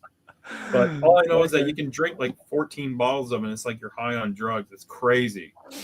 And then you wake up the next day and you're like totally fine. It's so weird. It's like the most insane stuff. Because I remember one time I bought a case. This is like 2 years ago, and I started talking to my sister on the phone. And I'm just like blah blah blah blah, and then I was like, fuck, I drank like 14 bottles of this stuff in like 2 hours talking to her on the phone, and it was like in the middle of the day, like on a Sunday or something. And I took a nap, and I woke up like at 6 o'clock, and I was like 100% okay. It was the weirdest it was weird. So it's got some kind of magic German water in it or whatever. Shit, that's brilliant, mate. Mm-hmm. That's awesome. I love it. So. How do you like those the Ebbs purple imperial imperial fist beers? Yeah, it's different because it's an ale, which I don't normally drink. I'm a lager guy, but I do like it because it's got more of a body to it. I will say it's got a more of a bitter taste. Yeah, but it's full bodied, and I quite like it. Anything Ebbs do is good. Anything they do is good. You know what I mean? So it's a quality beer, mate. Thank you. Yeah, I like it. Because I had that. I guess a couple Christmases ago, somebody was like, "Oh, you should drink this." I'm like, "Okay." Well, it's Ebbs, so it's not going to be bad. So okay. Yeah. Well, and sometimes Ebbs makes some pretty weird, crappy stuff, but it was like, "Well, this is really good." And then it's like, but you can't. It's not like Sapporos or Kirin's where you're just like in summer or Asahi Dries or whatever, where you're just pounding them because you 4 or 5, but it kind of. It sort of it scratches that itch. I've already said that once in the stream or whatever, but it's kind of like, okay, after a couple of beers you're like, okay, time to stop. Which if you're just drinking lager in the summer, it's just like like a madman. Next thing you know, you're back at the shop and it's only 5 p.m. and you're like, Sonner harassing old people. No, but I do like it. It does have a nice, a fruity flavor. I think that's when you get that sort of ale. I know Johnny talks about it in his videos too. I think he likes ales as well. I think that's a very British thing, isn't it? An ale, right? And they have a bit of a fruity taste or tone to it. I think maybe a flavor. So, but I enjoy it. Okay, like the one kind of beer that I'm not a big fan of, I would say, is probably the IPAs and stuff. I'm not a big fan of those either. It's like, I'm drinking beer out of somebody's shoe. This is gross. I don't want to drink this. Lagers and pills, like in Germany, like Pilsner beers, lager beers. Even the white beers have that kind of like, okay, you can't. You're like, okay, this is good, but you realize it's like, okay, I'm not going to get completely messed up on this. Like you can't just like down them, like a lager or whatever. But the IPAs, I can't. I don't know. And then there's those Belgian beers, those ones that those horrible, evil beers they sell here that are like 9% alcohol. Yeah. They're bad news, dude. You have like 4 of those, and you're just, you're going to commit crime after 4 or 5 of those. They're not good. Don't try and ride a bicycle. That's for sure. Absolutely. By accident. Yeah, I'm sure. But So did you get all your Christmas shopping and everything done? You get all your all the important It's all stuff for done. tomorrow, all set up and everything? Yeah, everything's all done. So all the my boy's been spoilt to death. I mean, my brother's just here. Oh, My okay. brother Yeah, just how'd visited. that go? I think I told you. Yeah.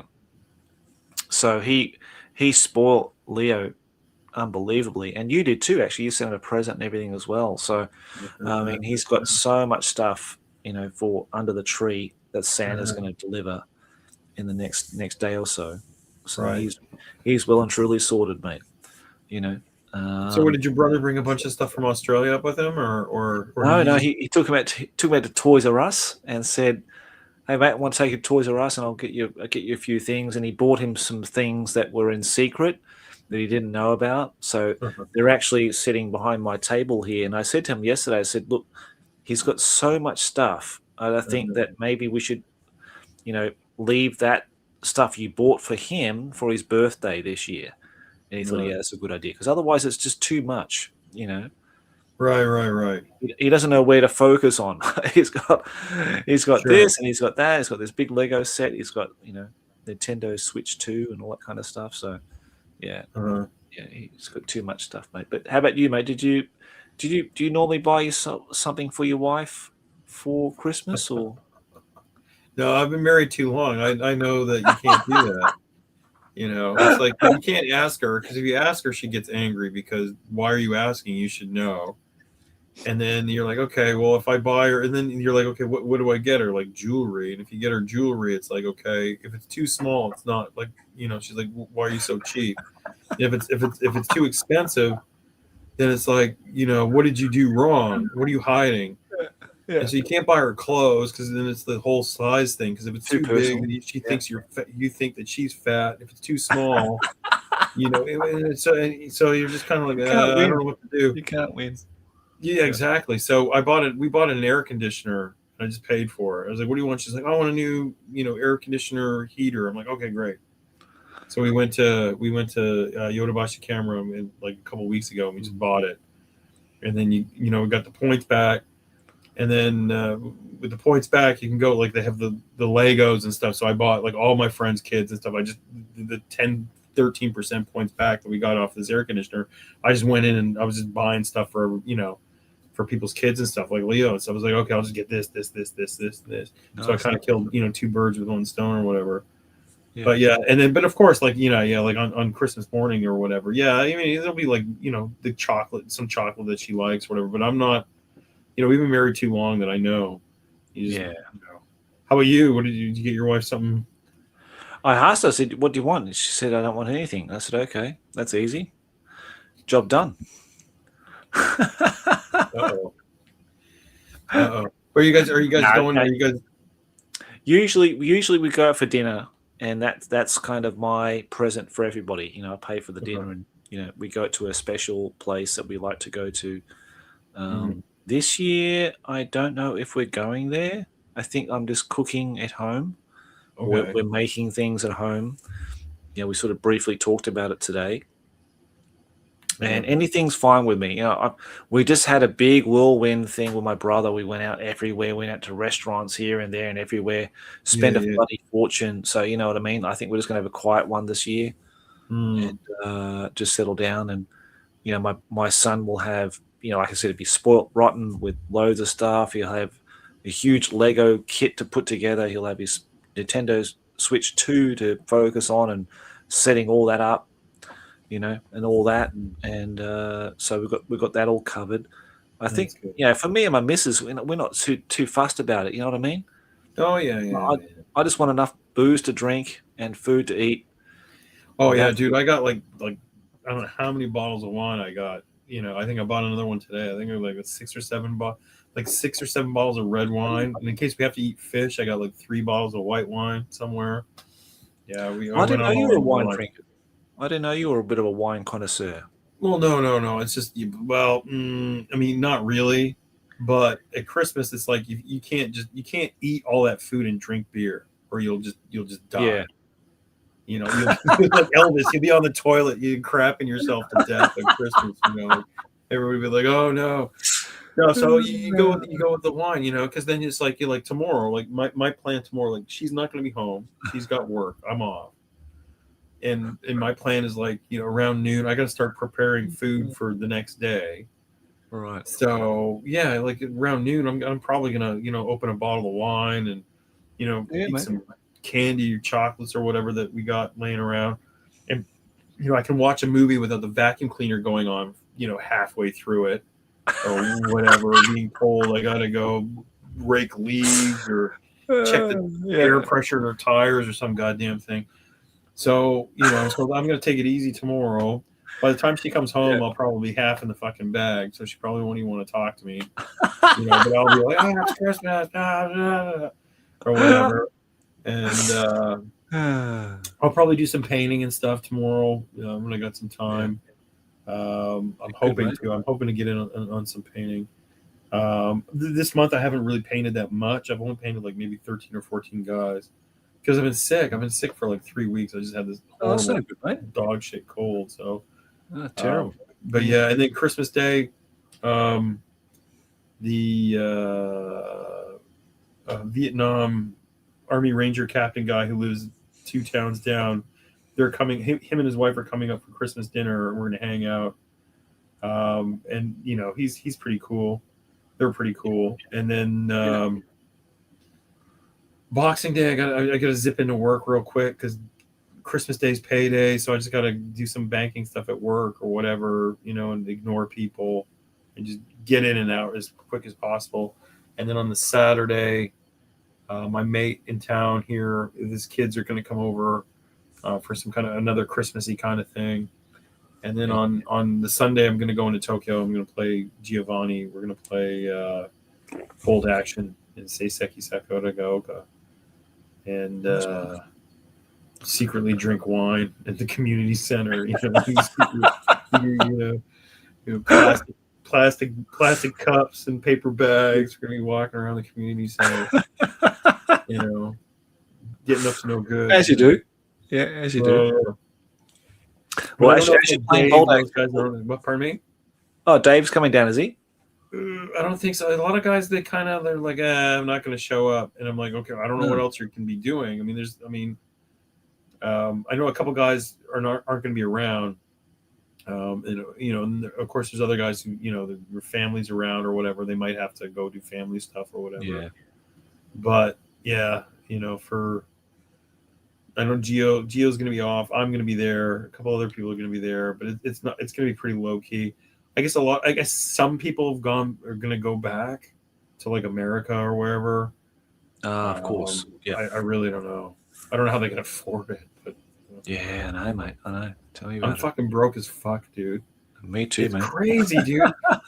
30 years ago, yeah, the yen, dude, it was like I was Daddy Warbucks. I had money to just here's $100, fuck off, But now it's like it's like you're just, you're trying to buy something online and you're checking the like I said, like was it War Games Foundry, right? Or just any of these sites. It's just like. And Warlord Games, forget it, because they want to run everything for the States. And if you run it for the States, when you get it, then you get hit on the tariff. So then they ship it over, and you got free shipping, but no, you didn't. Now you're going to give us another, whatever 6,000 yen to get your little cosmic army man. So it's kind of crazy that way, but yeah, because I bought like. I don't know, like some Reaper miniatures for the halflings and stuff. These sort of unit filler monsters kind of thing that I tend to do with my Chaos halflings. And they weren't. They weren't cheap. I remember Reaper being super cheap, and then now it's like, they're not as cheap as they used to be. So I don't know. So how about you? So your English teaching is you're going to be, you got some lessons tomorrow, and then you're done until what, like the 4th or 5th? Yeah, lessons tomorrow, mate, and then the 25th the plan was we're going to go out to the park. My son requested we go to the park, so Sembuckle Lake, so not too far from where we are actually. Go there, go and grab some like sort of brunch or whatever from the bakery shop on the way. And if it's nice outside, decent weather, sunshine and all that, we can go and have a bit of a feast there. Nice. I know that Roland Rottis has asked, are you going to have KFC in Japan, or do you not do that for Christmas? Well, I've never had. I love KFC. I've never had it over Christmas, mate. To be honest, it's an absolute fucking madhouse at KFC when you get Christmas time in Japan. I wouldn't go near that place, dude. Honestly. Yeah. But no, it's one of those things like you go to we have a KFC at the local store, the local supermarket. They have a KFC or whatever, and like tomorrow. It'll be like people standing around like they're lining up like in the Soviet Union. They're gonna be lining up for buckets of chicken. You know, and you're like, okay, I mean, it's good. It's okay, but I mean, it's not that good. I love that analogy. That's brilliant, mate. I think that's awesome. But people they do it is a thing for sure. Oh shit. You know, but no, it's strange. The Japanese Christmas is kind of strange, isn't it? It's not. It's kind of it's like Christmas. The Diet Coke of Christmases in a way. You know, it's kind of Christmas, but not really. Yeah. You know, so. But that'll be good if you go to the park. I don't know the weather. I mean, the weather's it's been raining here for like the last 3 days, so I don't know about up there. Yes. Yeah, here too. Yeah, here too, mate. Yeah. You know, so it's like really. No, I do like my KFC, but just not at Christmas time, mate, unfortunately. Cost a bloody fortune, too. I don't know how you can do that.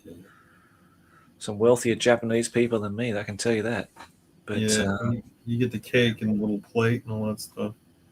Are you guys going to do the Hatsumode stuff? Are you guys going to go to like a famous shrine or a temple or whatever for Yeah, always do that. I really want to go to the local one here that's down the road that I go to. The Inari Shrine, I think it's called. Mm-hmm. So I really want to go there. Do you guys do that too? I really enjoy it. I love going to shrines, actually. Yeah. I mean, around here, there's like a couple of really sort of like famous ones. And my wife was like, "Oh, let's go to this one." I'm like, "Fuck that," you know, because it's like, you know, they're going to charge like 1,500 yen for parking. It's going to be 1 million people. Like, all right. You know, we'll go on like the 4th. You know, they go like, no, we'll go later. Yeah, that's right. We'll go at the end of the movie. They'll let us in for half price, kind of thing. No, unbelievable they charge you for parking though. That's bullshit, mate. Oh god, and it's just it's whatever. It's.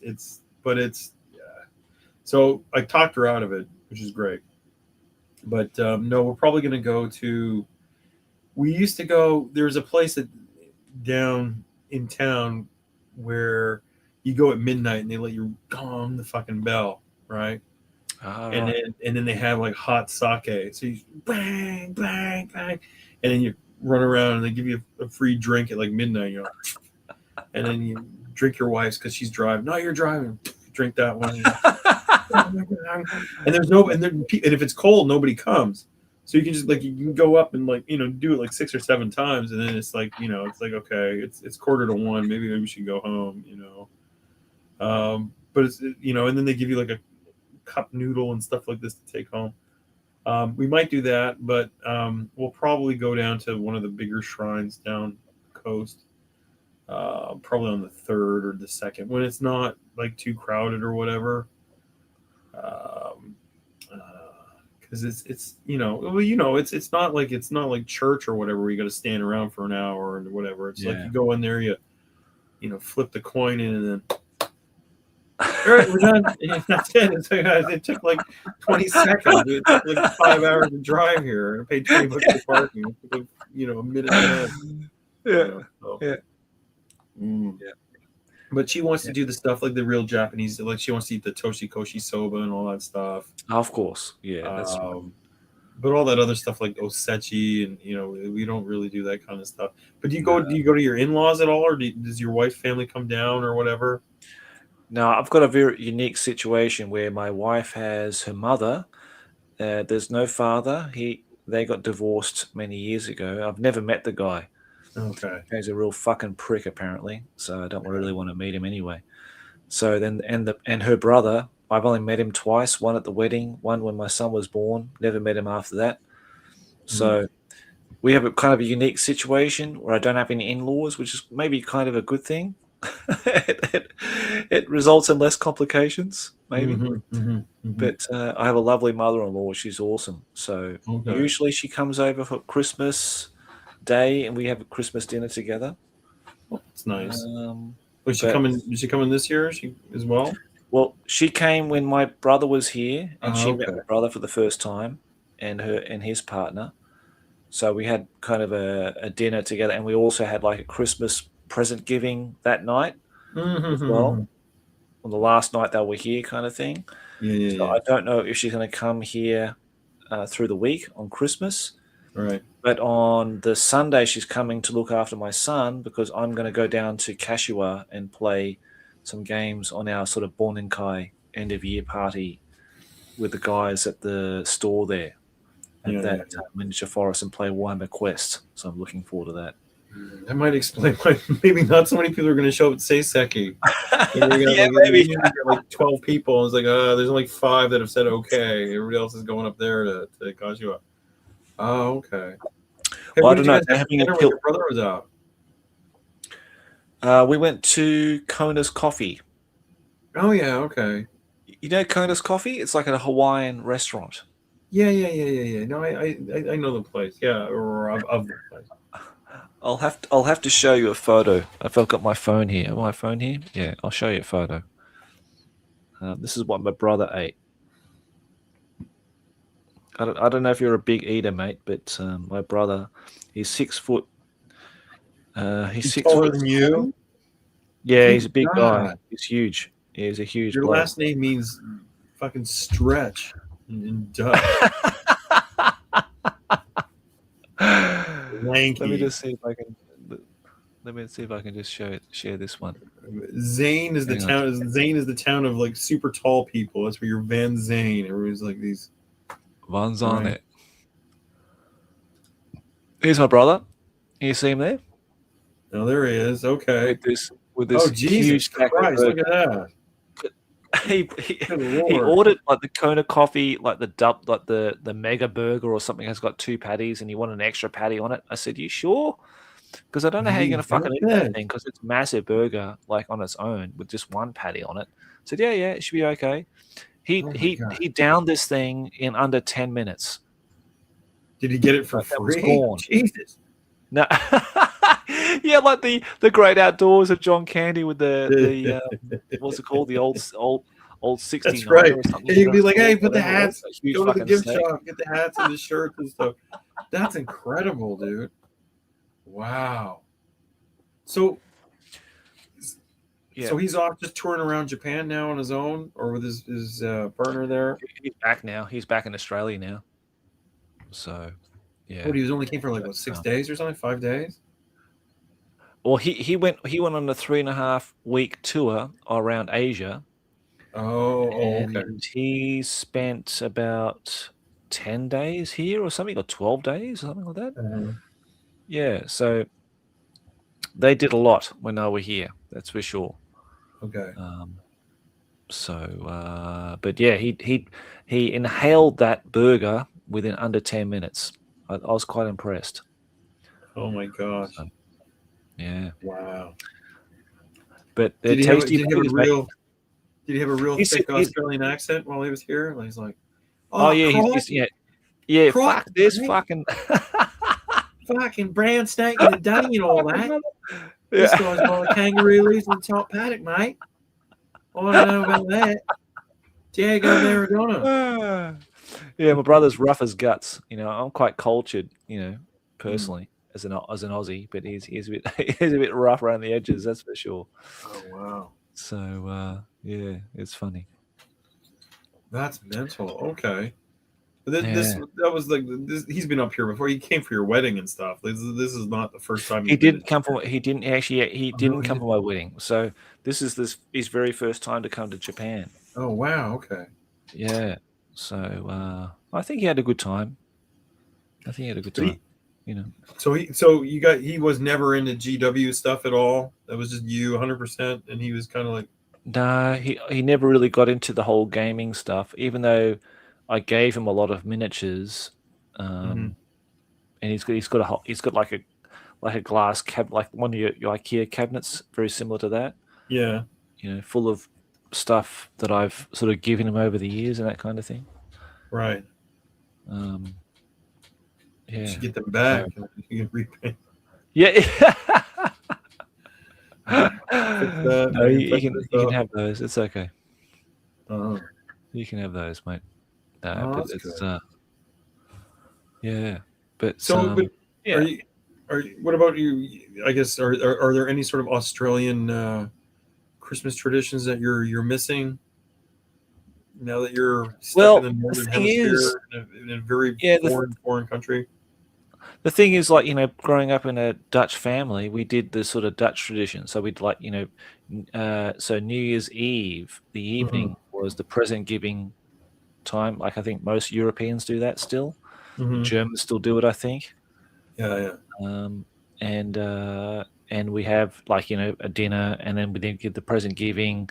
We have, something to drink, like a whiskey or something like that during the evening. As we're doing the present giving, have nice coffee, bit of cake, and then go to bed, and then wake up in the morning, and then have Christmas dinner in the evening, kind of thing. You know what I mean? So yeah, I do miss the family, having a family dinner, having family at Christmas. I know Ben asked if we still have Christmas in July. No, Christmas is still back in December 24th, May 25th. But I do hope that this year I can actually, or 1 year, not if there's not this year, the next year, I can go back to Australia and have a Christmas with my family, all of us together during the winter in Australia. That'd be really good. Yeah, that'd be really nice. It's kind of like, it might be the last one that we can do with my parents, kind of thing. You know what I mean? Yeah. Given their age and stuff like that. No, I understand that. Yeah. Yeah. So. Yeah. But I do miss, having the family, because of course it's summer there, I mean, it's fucking hot, mate. It is fucking hot. So, yeah, I couldn't fucking handle it. Yeah, like I can't imagine it being like 34 degrees outside and we're gonna sit down and eat a fucking roast. Can't we just eat ice cream? Fucking exactly. have a couple freezies, fucking maybe get a slushie from the store, a bag of chips later, But yeah, no, I was just because I know that it's summer down there. So I was just wondering. I mean, you always see these pictures. Even like people who show like, this Christmas, and everyone's just like sweating. And they're like showing them cutting the bird or whatever, cutting into the roast or the roast ham or whatever. So, what did your family used to eat? What was the big meat for Christmas? Were you guys is turkey a thing down there, or is it roast beef? Is it ham? Yeah, I can never do turkey, mate. Can you stand turkey? Is that something you like? Oh yeah, I mean, we had turkey. I mean, I haven't had turkey in like, I don't know, like a decade or some goddamn thing, but yeah. But yeah, I mean, the problem with turkey is that two problems with turkey. One is that it gives you incredibly bad gas, like it just room clearing gas. And the thing is that you ate it with like 16 other people. So now there's 16 people that are just dropping bombs. It's like a World War I battlefield, after dinner. And the other thing is it makes you incredibly sleepy. So everybody's like passing out, like, I don't feel good. And they're just farting all over the place.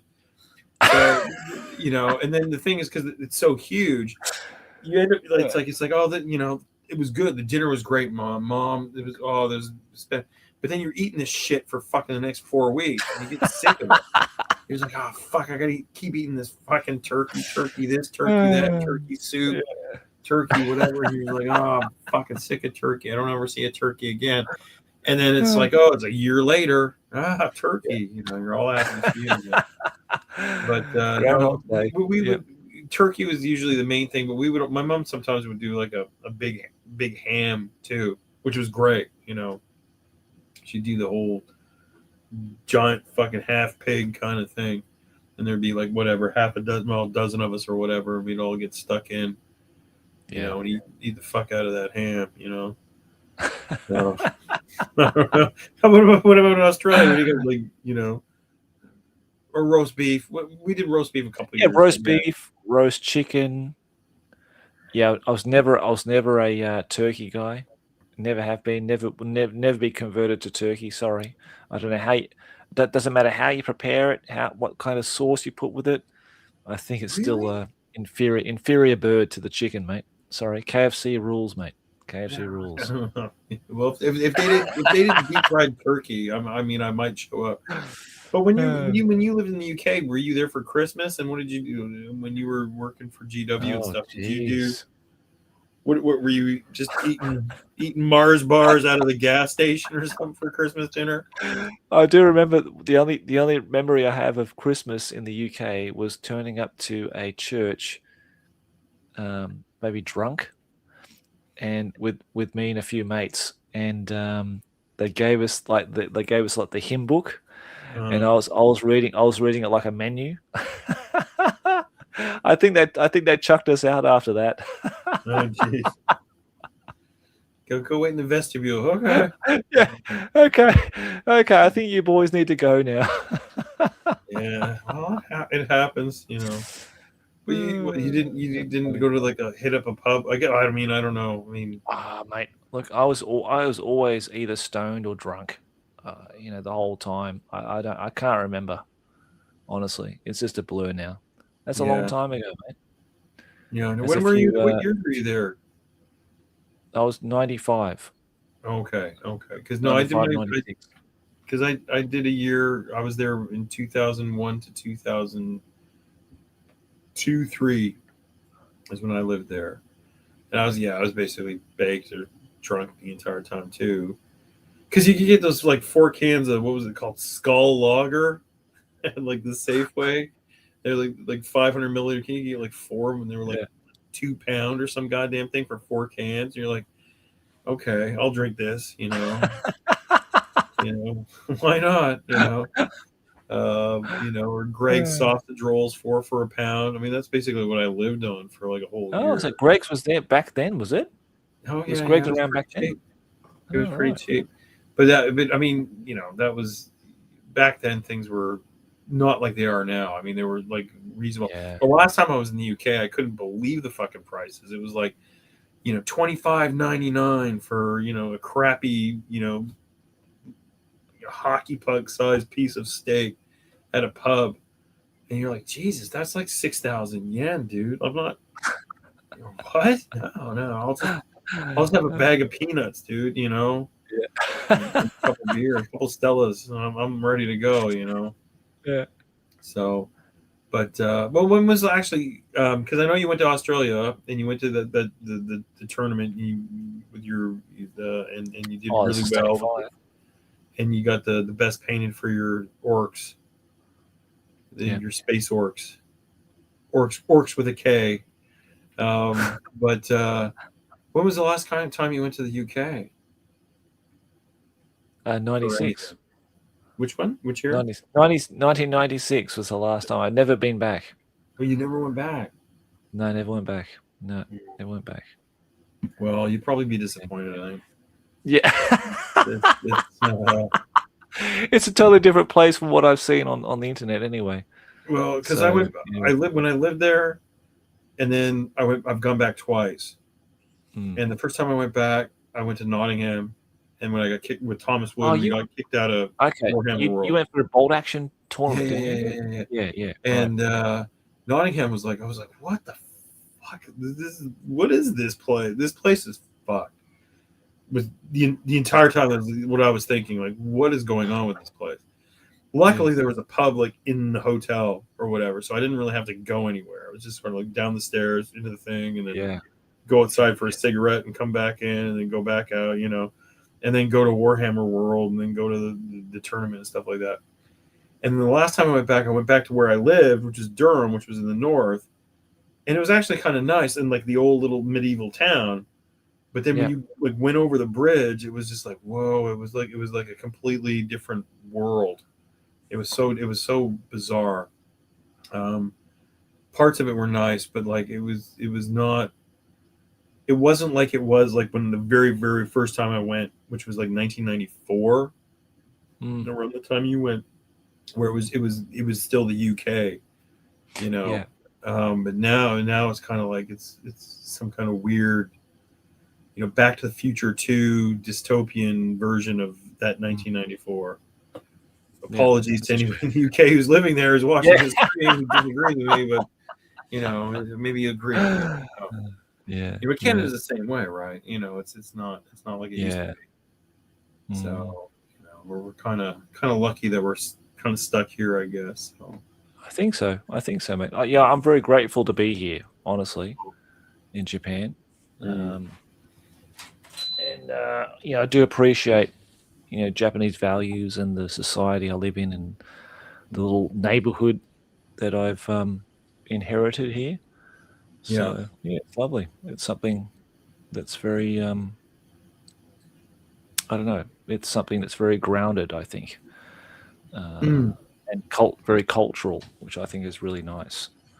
Which I think. I agree. I think a lot of stuff too you see online. I don't know how online you are, with stuff, but they're all like, so much. But they're like, oh, you're gonna have to take a language test to get this visa, and you have to do it.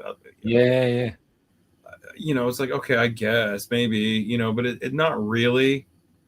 It's like kind of a yes and no thing, in Japan. I think in Japan, it's kind of like if you know your lane, they're not, you don't really have to worry about a lot of this stuff. I think it's more for people that are trying to come over or do things, I think for you or I, that it's kind of like it's already like they're all, this guy's a lifer, he's stuck, he's not going anywhere, he's not creating any problems, he's not he's not marching out in the streets going death to the emperor, or anything like that. He's not trying to create problems. He's not shouting at people for using soy sauce because it has alcohol in it or whatever. He's not trying to get pork banned or something from the fucking schools or something stupid like that. So thank fuck for that. It's like being a benign tumor. They're just like, oh, it's that guy. Let him pass his way. Yeah, that's right. Like it's like that liquor store that you took me to that we went to. Oh, yummy! With Mr. Popper. The fake fucking Dr. Pepper, remember? And we went to the liquor store, and I was like, we were walking in there, and I could just assume they're just like, oh, Gaijin-san's here. Oh, he brought his friend. Oh, Gaijin-san brought a fat friend and a little muscle man with him. Isn't that cute? He's got friends. He's got other little foreigner friends. That's the thing with me too. Like I go in a store, it's like, it's Gaijin-san. He's back. He's buying the same shit he always buys for some reason. You set your clock by it, So. But they're a pretty nice crew, I don't know. God love them. Yeah, exactly, mate. All their rice eating. Yeah. Sitting on the floor eating sticks. Here we go. The UK's gone to shit. Hence, I just want to hide in my cellar. Mate, I feel for you, Lee. I feel for you, mate. We both do. No kidding. Because it's the UK is not the same UK I went to in 1995, mate. I tell you what. No kidding. We're not going there. We're not going there. We're not going there. Not on Christmas. We can't. No. We don't. We're not. But we agree in principle. We agree. It's a different place. But I don't know. So, do you have any? Actually, that's a good question. Do you have any New Year's resolutions? Because I think it really, I need to study Japanese more. I need to study Japanese more. I need to be fluent in Japanese. Not fluent to the extent that I know 10,000 kanji, but at least to the point where I can have a bloody good conversation with somebody in Japanese. You know what I mean? Because it's just to the point where I've been here for so long. And I just need to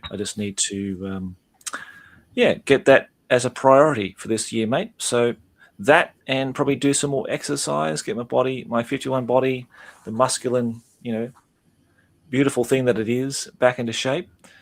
So you're looking for your Nihongo EQ and U.S. Navy SEAL training. Yeah, exactly. I'm gonna be a frogman. World War II frogman. And, exactly, mate. That's like, well, you can't forget. I mean, I don't know, Sean Connery, right? And when he came to Japan, and You Only Live Twice, when he says to Miss Penny, "Oh, you forget, Miss Penny, I have a degree in Oriental languages from Cambridge," and he like says two things in the whole fucking movie. He says, "Thank you," Yeah. and "Where's that guy?" You know. But yeah, the Japanese thing, I mean, well, I think shit. I think with your son, I think there's a good chance for you to sort of, like Talisman and those kind of games, or even Test of Honor or something like something simple or whatever, where you can tell him in English and he can try and tell you back in Japanese or whatever, or that kind of thing. I think that's probably a good thing, because I remember, like, for me, you study in the books and you go to the classes and stuff, and it's like real life and what they teach you in books and classes are totally different. But then you would go to, like, when I was teaching at the elementary schools ages ago, that's when you would hear real live Japanese, unfiltered Japanese.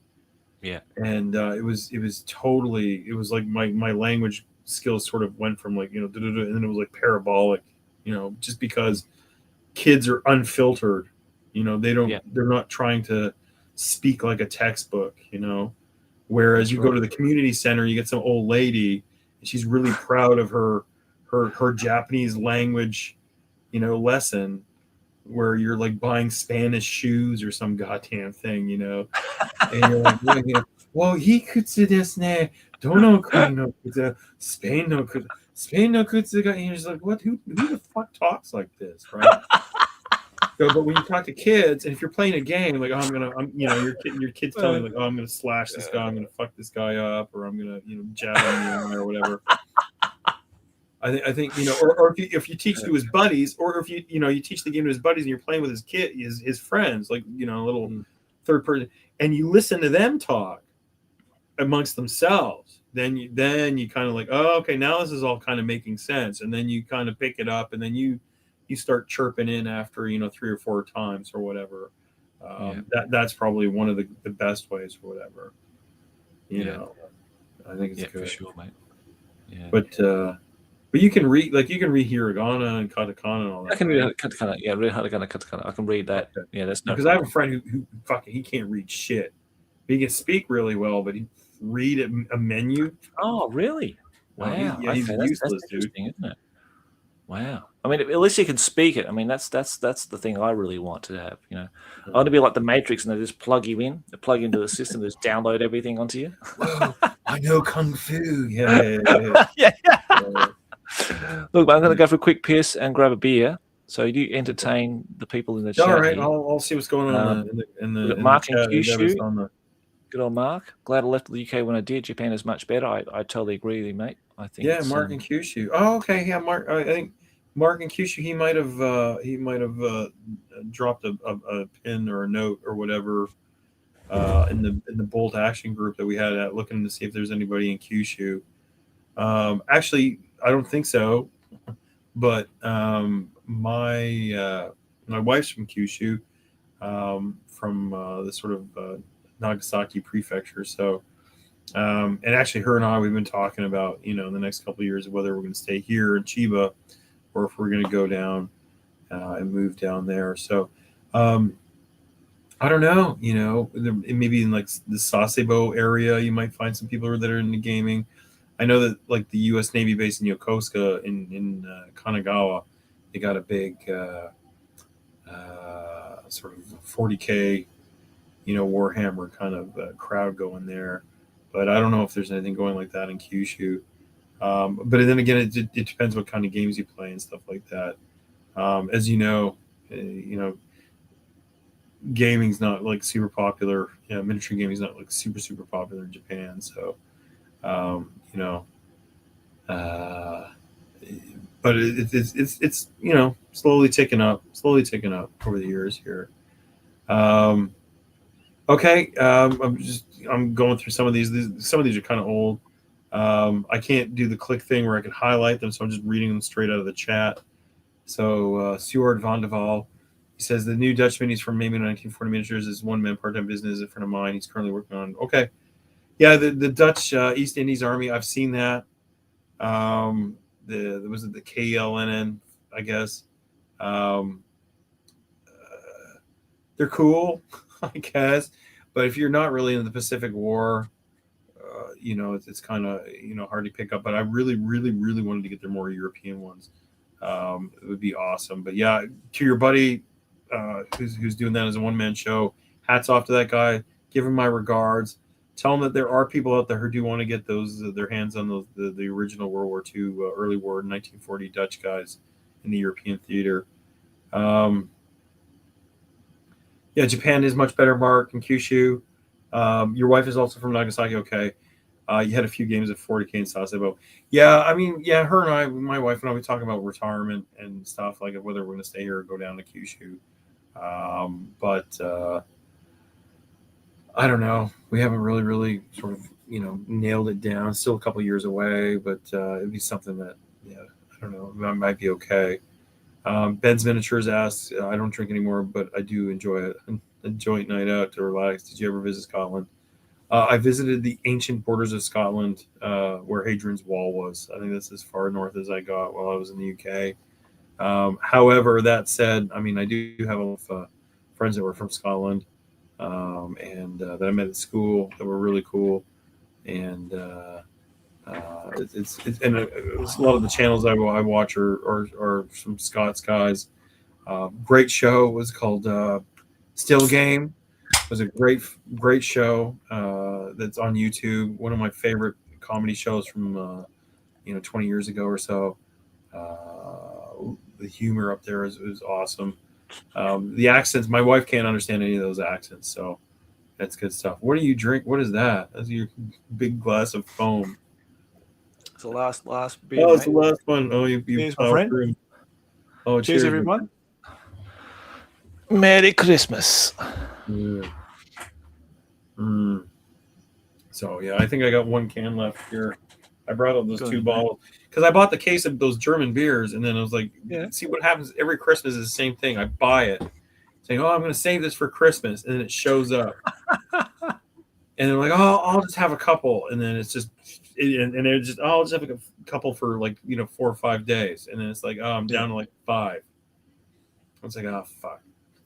I'm just gonna be regular piss at Christmas again, So I had to laugh. My brother was here recently, and we went to Yummy, and I gave him some of that. I think you tried it too. That Heartland beer. Yeah. Heartland's good beer. Yeah, he really liked it. So we went to Yummy the next day, and we went there, and and of course they wanted to buy some alcohol because it's so much cheaper here than in Australia. Australia's just exorbitant, rip-off prices. So they wanted to buy some bottles to take back to them with them in the plane and that kind of thing, which is fair enough. Yeah. And I just grabbed like a 4-pack of Heartland beers, the big tally things. Yeah. To drink, and he said, "Oh, is that all we're going to get?" And I said, "Well, I can get another pack if you want." He said, "Oh, well, how about we just get a whole crate?" So we just bought the whole crate of them, 20 of them, mate.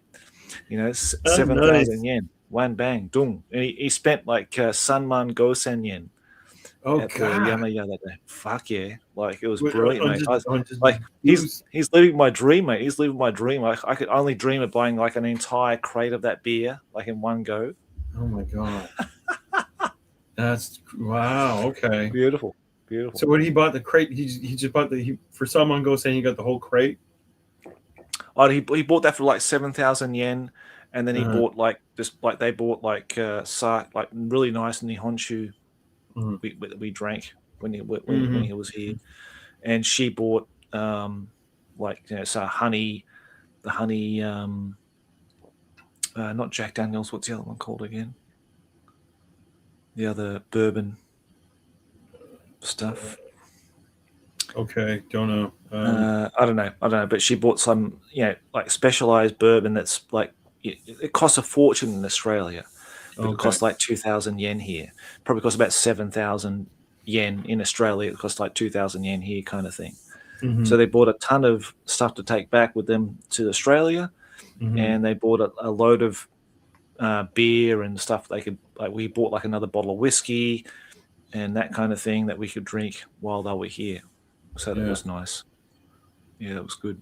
Yeah, I drank a shit ton in the last week or so, mate. I tell you what, I've done you proud there, James. Well, Big time. I've been kind of playing. I mean, the last couple of weeks, I've been kind of sick, so it's like, Yeah.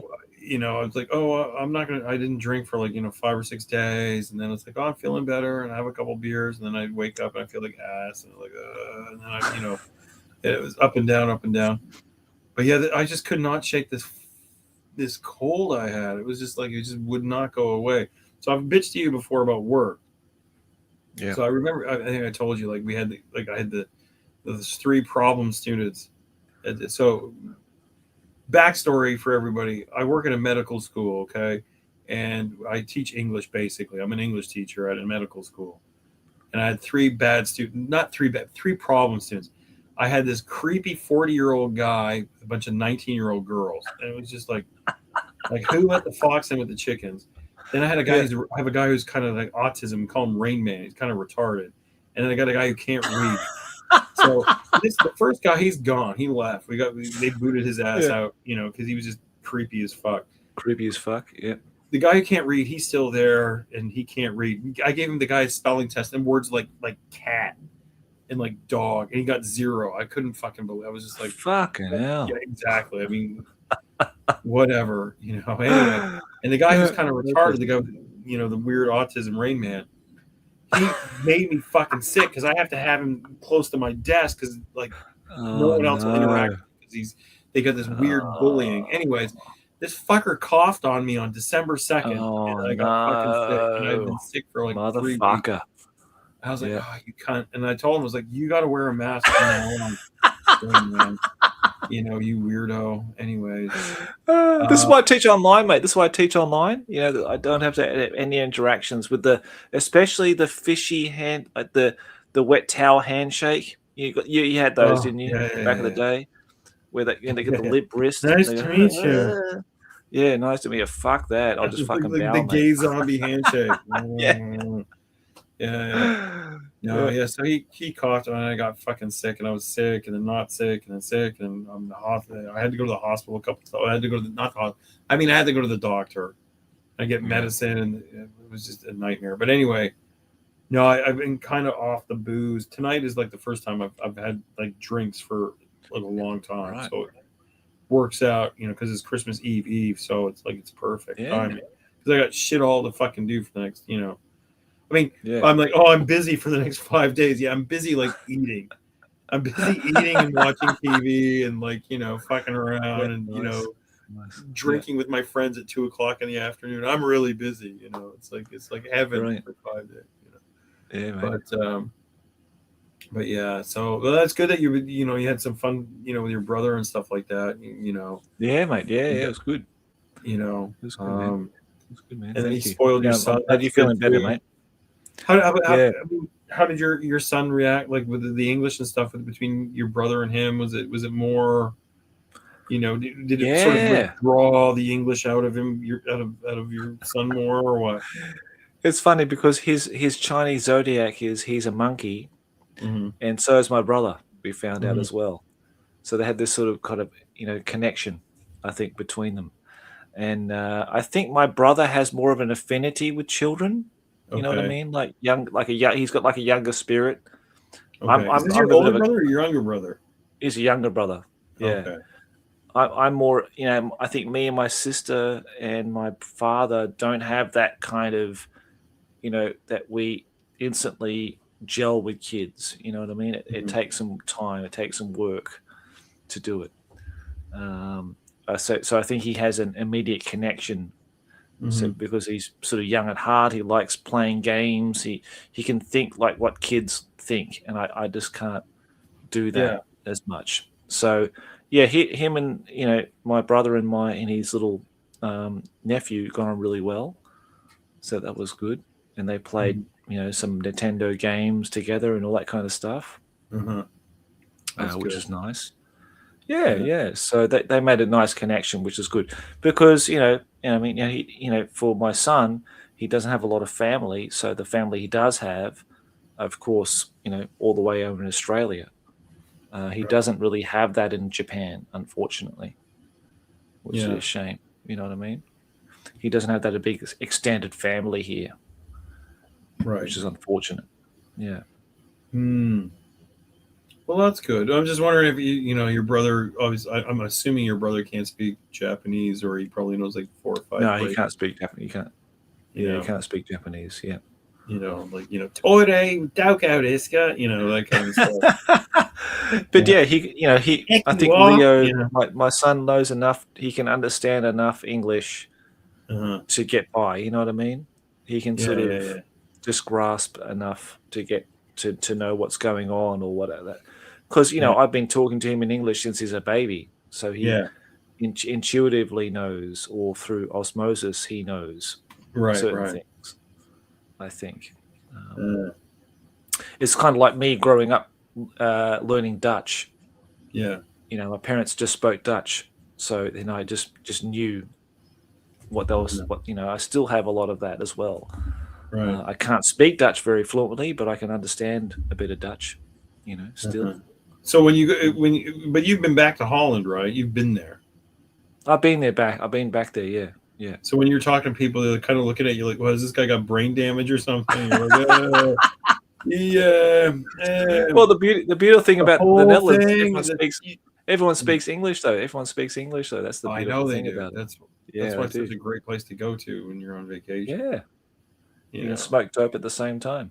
Well, the problem. So the thing is, if you start your vacation in Germany, you start drinking beers. You're like, and they have the no hangover magic beers, right?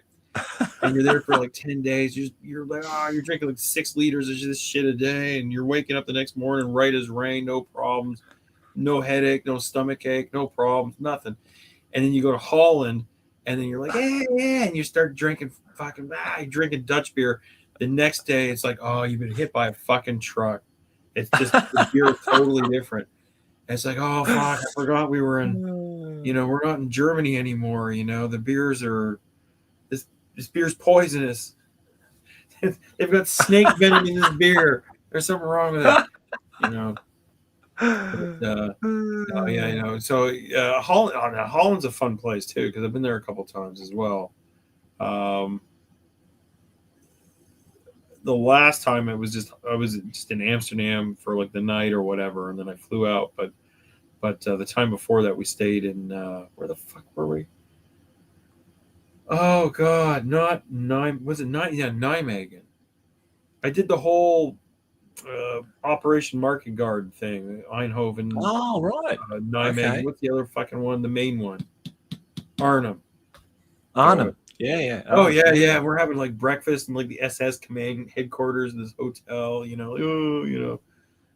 Nijmegen was great. We had a great time in Nijmegen. But that hotel, I don't know what happened to it. It doesn't exist anymore. Or migrants live there, or some effing thing or whatever. All right. But Holland was great. Everybody does speak English. It's fantastic. You can do whatever. Germany's a lot like that too. Everybody pretty much speaks English as well. Everything in Belgium's closed for some reason. Like it's never open. Like nothing in Belgium's ever open. We were in Belgium at in the middle of the afternoon on like a Tuesday, and like everything was closed. You're like, okay, when is anything ever open? So is the war still on? It was weird. It was very, very strange. But in Maastricht, we went to. Well, where in Holland is your family from? Do you know? I think Zaandam.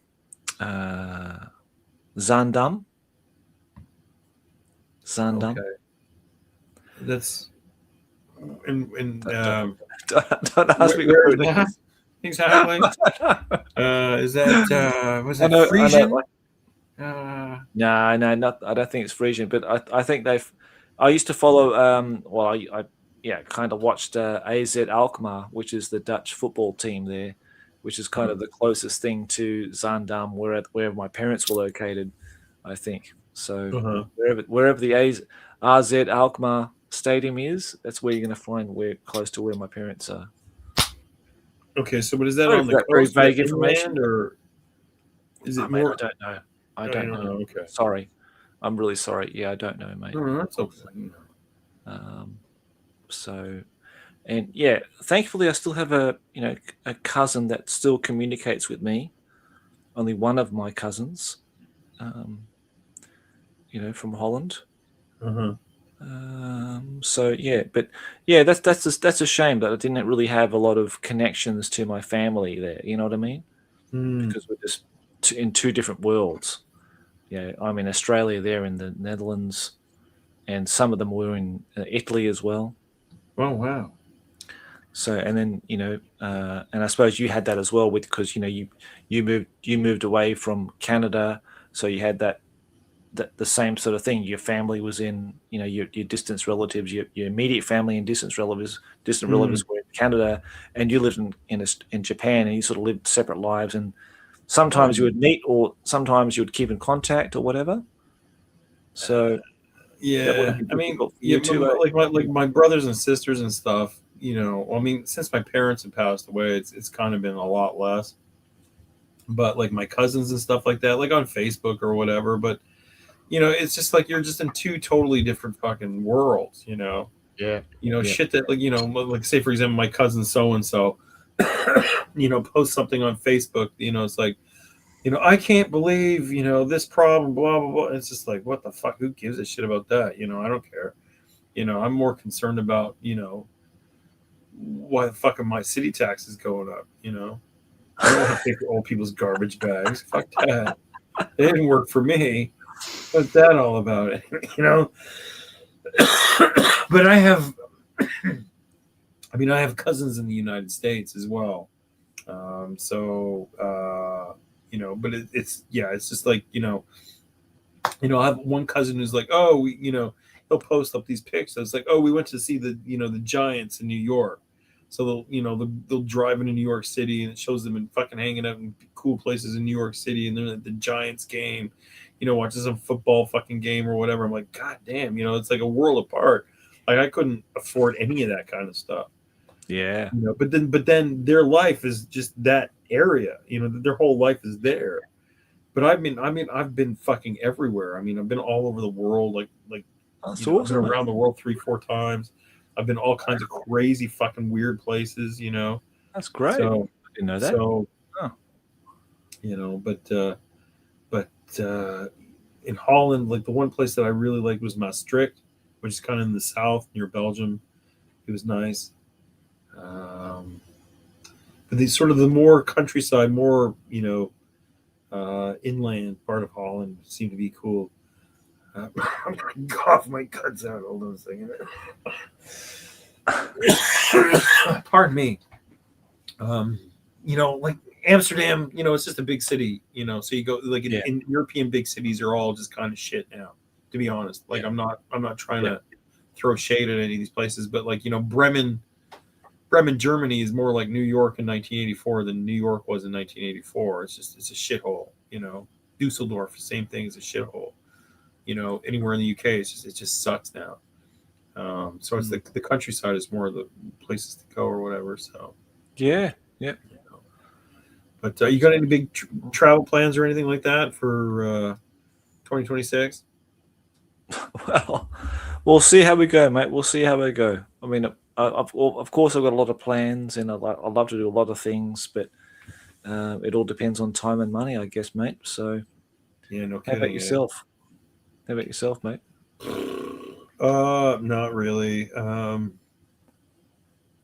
wife still has school right now. She's finishing up her degree or whatever, and then she's got her practicum, so that she's going to be gone out of the house for weeks or at a time or whatever. So, which is good because then like people can come over and hang out, without her, getting in the way.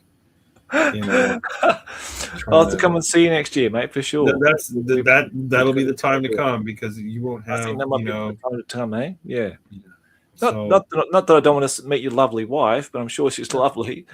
But oh yeah, she's great and everything. Don't get me wrong. Yeah. Like, I'm not, but it's just like, you're trying to game or do something or whatever, and then it's like, oh, we all have to, stop because I went to this famous, cake shop.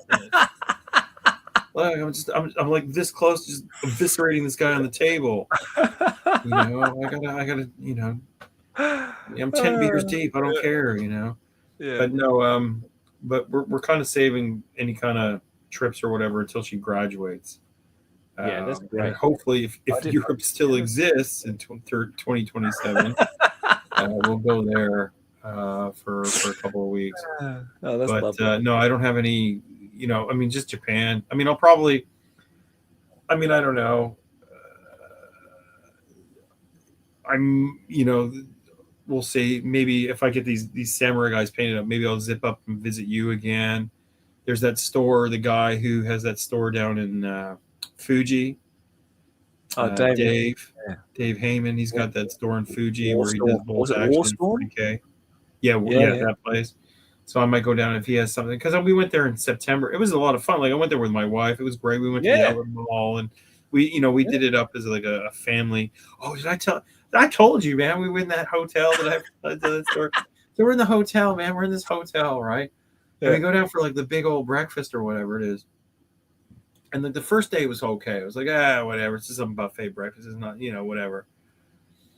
And then some poor woman, man, I felt so sorry for her. She came in. She had this kid. He was probably about 5. And he had like severe autism. And he was like one of these kids who like refused to wear shoes. Right. And he was all over the joint, dude. He was standing on the furniture, jumping up and down, kicking shit off the fucking tables. I mean, this kid was like, it was like if you could be high on drugs in public, it was this kid.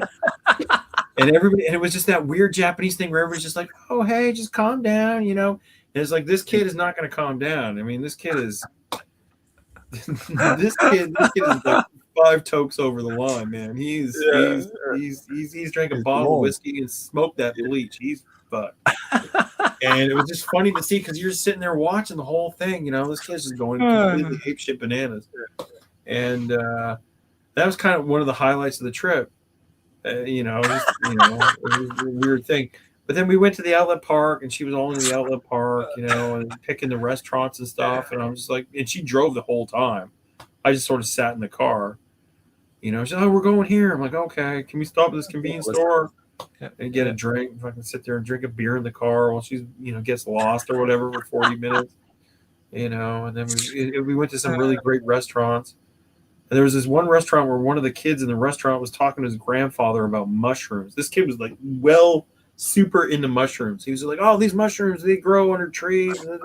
He was like a mushroom nerd. He was well into it. Otaku. Crazy. Mushroom otaku. And but the store was cool. Dave he was a cool guy.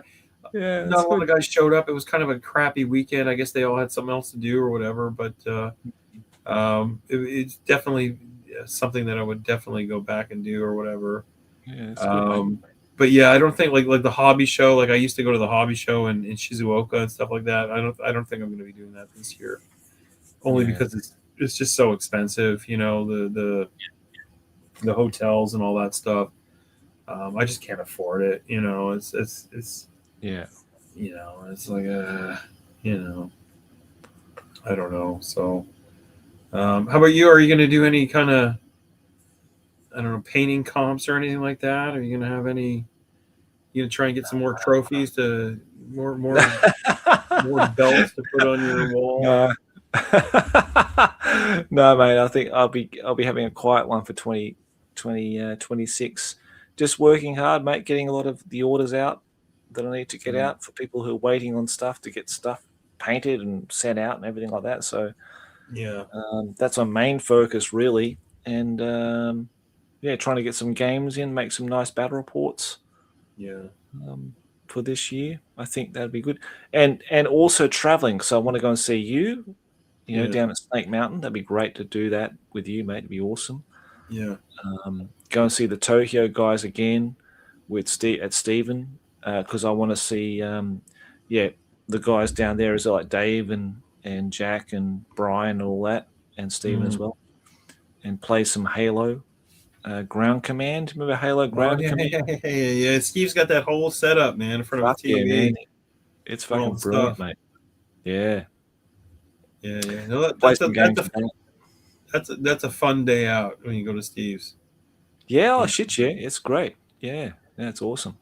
Yeah, so do that. And then go visit David from Well, he's in Asso. What did you call me? Not asshole, Asso. So he lives in, I think it's Asso. Yeah, I'm pretty sure it's Asso in Kyushu. Yeah. Where he's at, and he does all the 3D alien worlds designs for the 3D terrain. You've probably seen it somewhere online. It's pretty famous. He does a lot of 3D designs on samurai, like architecture for castles and villages, and you name it, he's done it. He's made it. Well, is this all for Test of Honor, or is this just something that's completely different? Mainly, like he's a big Test of Honor guy, and he's mainly made it for that for himself. But also, obviously, he's commercially made it available for everybody else to buy the designs and stuff like that. Okay. The STLs and everything. I want to go and see him. Kumamoto, is it Kumamoto where he's at? Yeah, where they had Kumamoto. Yeah, they had that earthquake a couple of years ago. Probably that's where it is. So I want to go see him, and maybe Mark and Kyushu as well. Meet him up at the same time, and have some games there, and drink some beers. Well, I can tell you, from my experience, Kyushu in summer is hot AF, dude.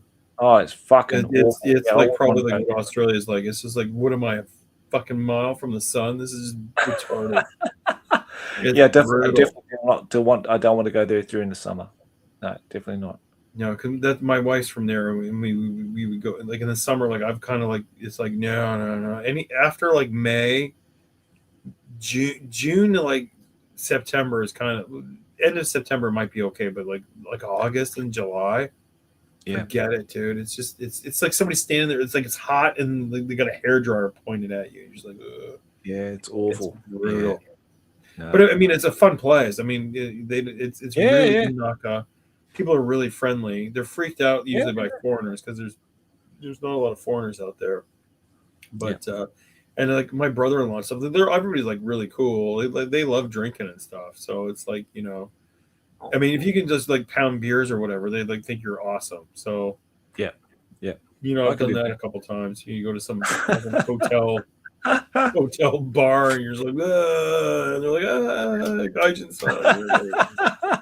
so you can impress a bunch of people you don't know, by drinking like 17 beers or whatever, and still able to walk out to the elevator or whatever. So, but Kyushu would be good. But you don't think you're going to hit back to Australia this next year, eh? Well, I mean, the dream is to do it in August or something like June, July, August in the winter, to have like a final, maybe the only chance of having a final Christmas party together. Just who gives a shit that's in December? Who cares? It's going to be like my parents when they're still alive, and us there, and my brother. Well, how old are your parents, dude? 76, I think now. Okay. Well, okay. No, I mean both my parents. They're gone, right? So they died when they were like 81, 82, and 84, something like that. So, but doing something like that is I would definitely say, you should just do it. And like, it's a big special thing. We're just gonna let's just have Christmas in July or whatever, or June, or August or whatever, and we're just gonna come down and there. You might have just like happy birthday wrapping paper on shit because you can't buy the real stuff. But just the idea of like, let's put the tree up and let's do this and let's listen to the songs and let's do the whole thing and let's sort of trick ourselves into pretending or whatever. I would definitely recommend it, especially, if you were going to take your son with you, your wife, it's a good memory, Absolutely, mate. Yeah, for sure, mate. Yeah. It's nice, eh? Yeah, no, that would be nice. I think for us to do, if we possibly can do that financially, that'd be really good. Yeah. So yeah. And that'd be all right. Yeah, but it's such a beautiful time to be in Australia too at that time in winter because it's such a gorgeous season to be there. I mean, it's beautiful. Because it's like cool in the morning, it's just beautifully warm in the afternoon, like during the day, and it cools off in the evening. It's just perfect. Yeah. Yeah, See, in love that. Canada, because everybody's like, oh, you know, fucking people here, eh? They're kind of fucking retarded. Pardon my French. But they're always like, oh, you're from Canada. Oh, you should go to Hokkaido. I'm like, why the fuck would I go to Hokkaido? They're like, oh, it's cold. It's like, yeah, oh yeah, like I haven't had enough of that in my life. You know, it's like minus 35 all the fucking time, dude. In like December, January. Like I really need more of that. You know? Like people are like, it's just so stupid. Like I miss minus 42 degrees Celsius weather. You know, I miss going outside and then like the inside of my nasal passage collapsing because the air is so fucking cold, and then coming inside with like ice hanging off of my eyebrows and my eyelashes, my beard, and my face. You know, and not being able to start the car. Like, you know. Fucking, you know, you feel like you're like a German assault engineer. You're under your fucking car, fucking crawling under your car in the snow with a fucking magnetic fucking oil pan heater, fucking, you know, and then plugging it into the fucking garage or whatever. So, you know, I mean, I don't know, man. Winter is just something I don't miss. You know, like it is super mild here. Like the winter here, like Japanese people, I think they don't have enough iron in their blood. They need more spinach or something, because there was oh, it's so cold. I'm like not that bad. You know, it's like 4 degrees outside. It's pretty tolerable. But they love recommending that I move to, like, oh, you should move to this shithole. Go move to Russia. You should move to Russia because you're Canadian. You know, go live in those islands that we don't own anymore. You know, no. But I was just reading Mark. He said like the same thing. He says summer's a bitch in Kyushu, but it's not so bad in the spring. Yeah. In the spring it's okay. The summer is it's like a horrible. You know, you're just like sweating all the time. It's shitty. Yeah. There's bugs. And you know, everything's just hot. You know, and everybody speaks a weird version of Japanese that you can't understand. It's almost like it doesn't make any sense. They make up their own words. My wife speaks to her sister all the fucking time on the phone. And it's like a totally different language. Oh, really? Yeah. What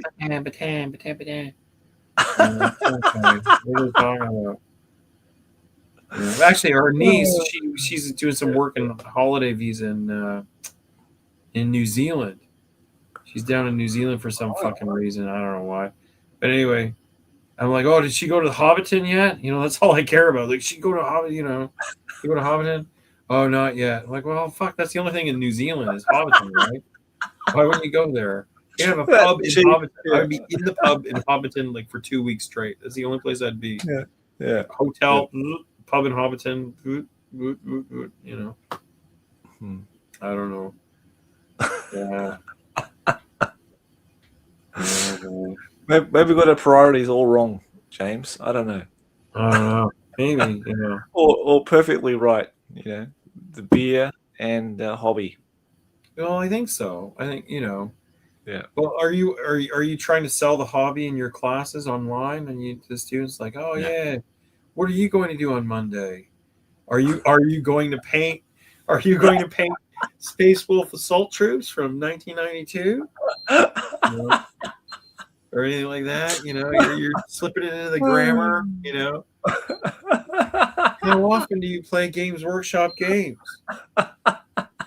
Do you always use 6-sided dice? You know, that kind of stuff. Or do you just stick with the textbook? Like, oh yeah, I like coffee too. Me too. I drink coffee every day. You know, like I just want to get through that 40 minutes as quickly as possible, basically. Yeah. Well, but you know, are you doing like, is it like a one-on-one students, or are you doing like a group of students? Yeah, one-on-one, just one-on-one. Yeah. No, that might not be so bad. Oh, but it's great. I mean, I feel really grateful that I have the work, and most of the guys are great too. You know, they're really, really nice people. Well, that's good. I actually enjoy engaging with them. It's really nice. So, yeah. No, that's good because they're generally good people, Yeah. are they usually older people? Like when I say older, like adult, like business people, or are they like? Yeah. They're all company guys, engineers or. Oh, okay. It's a world of difference right there. Their management. Yeah.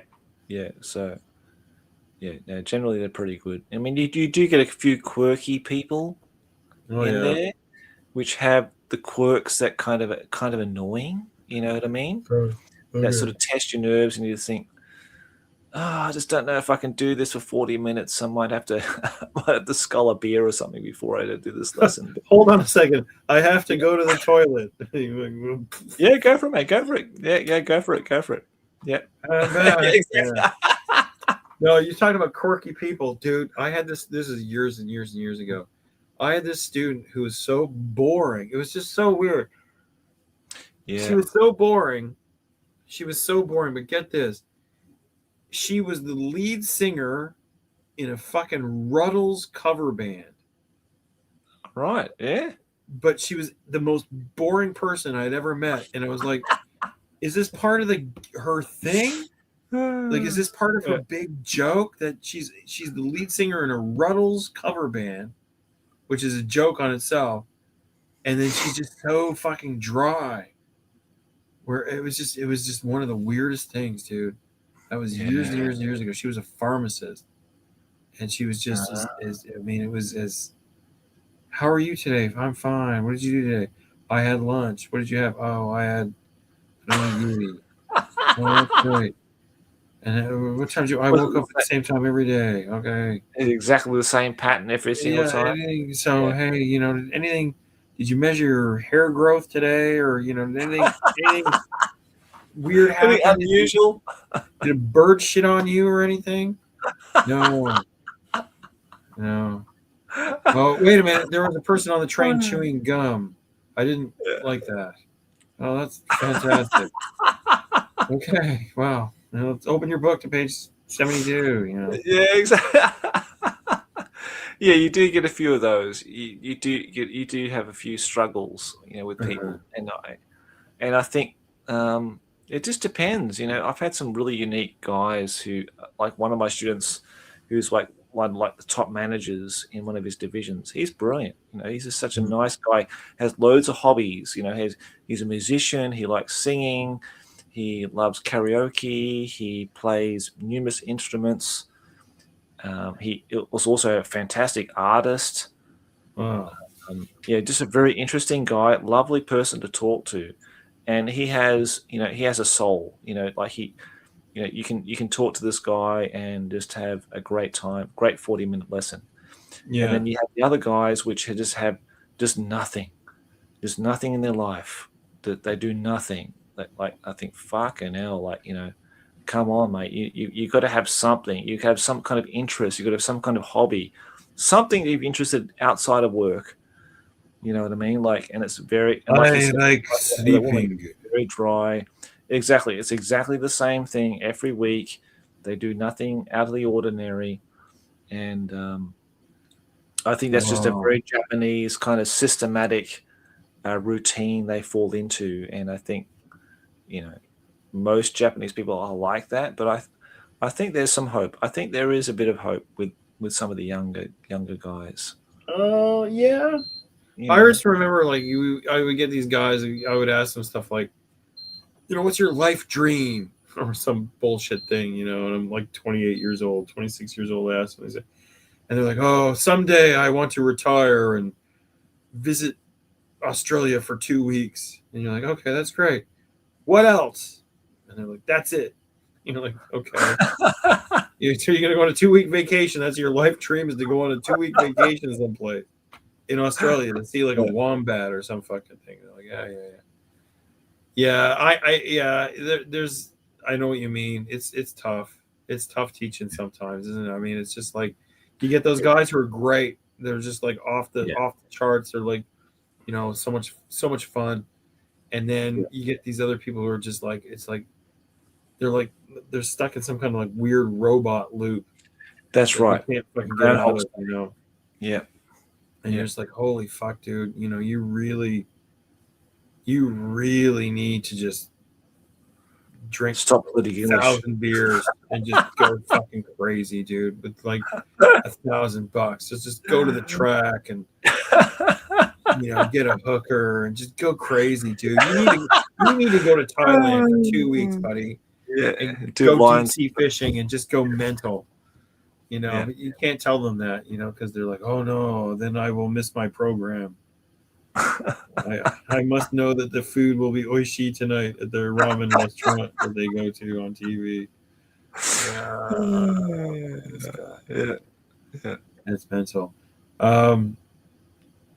Let's see. Okay, Ben asks. He says, "How long has you guys lived in Japan?"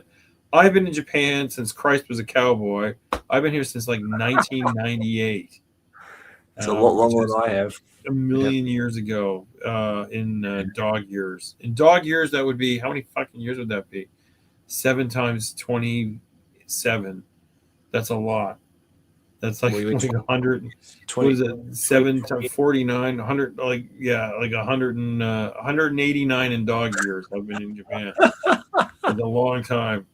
But I did take a couple of breaks here and there. I wasn't here. How about you, Josh? You've been here for quite a while too, haven't you? 13 years now. Oh, wow. So it's not as long as you, mate, but yeah, 13 years. Well, that's still, that's 100 and... it's kind of tour of duty, that one. 13 times 7, what's that? That's 70, 91. That's 91 dog years, dude. That's a long time. Yeah, man. That's what it feels like, doesn't it? Yeah. Well, it's flown by, you know what I mean? Because we're always doing something, we're always going somewhere, always. I don't have that in Australia. You know what I mean? Uh-huh. Here you've got, because I said to someone before, I think, I was talking to an American friend of mine, Matt. Now, America has, different regions where you can experience different things. You can go skiing somewhere. You can go to the tropics. You can, you can go to all these different kind of scenic places. Japan has that, but in a very condensed way. So you can just jump in a car and drive 3 hours, and you're in the hinterlands. You can go skiing in a couple of hours. You can go down to Okinawa and go to the tropics there and enjoy a beautiful summer holiday in under 2.5 hours by plane. Yeah. So it's in a very, very small, and you can go to Hokkaido if you want to experience sub-zero temperatures. You can go up there and go to the fucking ice sculpture festival or whatever. You've got everything encapsulated in a very, very small region. You know what I mean? Yeah. So yeah, we've experienced loads of different things. We've gone different places. We've traveled around and did as many things as we can, which is fantastic. So I just felt that once you have that, once you've sort of traveled and gone to different places and you've done lots of things, time just moves so quickly. It's less static. And I think if I was in Australia, it'd be just very much the same routine, nothing much happening. So yeah, moving to Japan, lots of different things have been happening since I've been here. And of course, you would have felt the same way. You would have felt that you've had lots of different interactions with different people. You've had lots of opportunities to go places. Yeah, but I mean, for me now, it's like I'm in the Japanese Shire. It's like nothing happens here. Yeah. And it's just like it's sort of like, which my fucking heater's going off here. I might have to. It's gonna shut off. Fucking cunt thing. Anyway, no, but I understand what you mean. But the one thing about Japan is kind of like you can go to Hokkaido, you can go to all these places, but at the same time, it's like if I get off the train and I go to your station, or if I get off the train and I go to Shizuoka, or if I get off the train and I go to wherever, it's not. It's like it's the same station. It's always got the same stuff. It's always the same shops. It's always. I mean, it's very Japanese in that way. Yeah. There's no real. I mean, there's a little bit of diversity, but it's not. It's not like, say, for example, if if you say, for example, in the United States, and you're like, okay, you're in New York City, and then you go to Louisiana, or Florida or something where it's completely different. So there's that, but I mean, at the same time, yeah, there's certain things that are different, but over time, I mean, I know that Japan's very popular. When Diver came over and he's trying to speak Japanese, and everybody wants to come to Japan because of the girls and all that. And the girls are great. Like, don't. Yeah. That is the one thing on the brochure that is actually true. Yeah. The girls are fantastic. A lot of the other stuff is kind of, well, the girls. If you hook up with some girl, wow, you're the fifth member of Motley Crue. It's fantastic, but if you hook up with two girls or three girls at the same time, it's really good.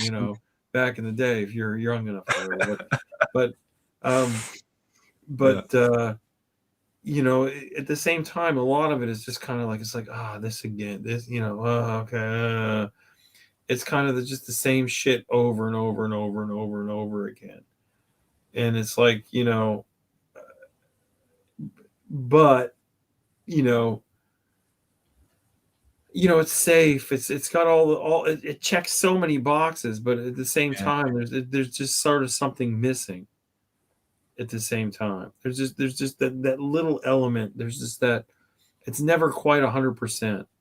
Like there's just something kind of missing, like the gaming community, for example. Okay, like like you're saying, oh, in Australia it'd be the same, but here it's like, okay, how often you get the game? You get the game like what, once? I mean, I don't know about you, but like me, once every 4 months I get a game in.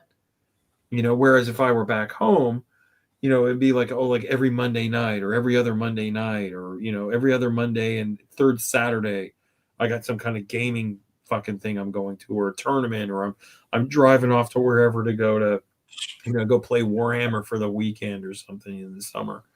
But that social aspect is kind of dead. But, the outside, appearance of things, family life or, private life, you're doing stuff, but it's just, I don't know, it's just a little bit different, I don't know. Let me go turn my heater on. I'm gonna go grab another drink. I'll be right back. Okay, I'm gonna do the same, mate. Thank you. Okay, I'll do the same, mate. Everybody take two. But thank you so much, Lee, for your incredible donation, mate. Thank you so much, mate. You didn't have to do that, but thank you so much again.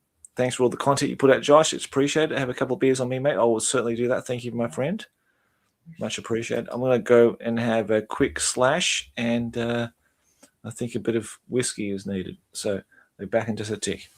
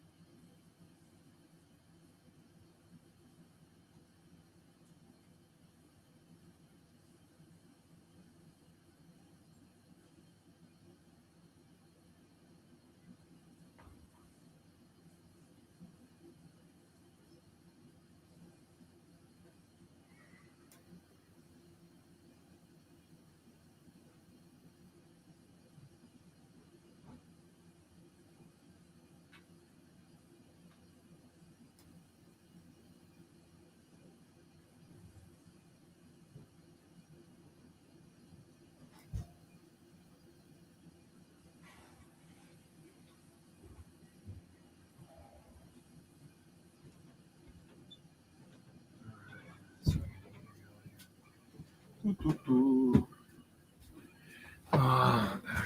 for more here. So Lee, good on you. Mood hoovers there. Yeah, they definitely are. You're talking about people.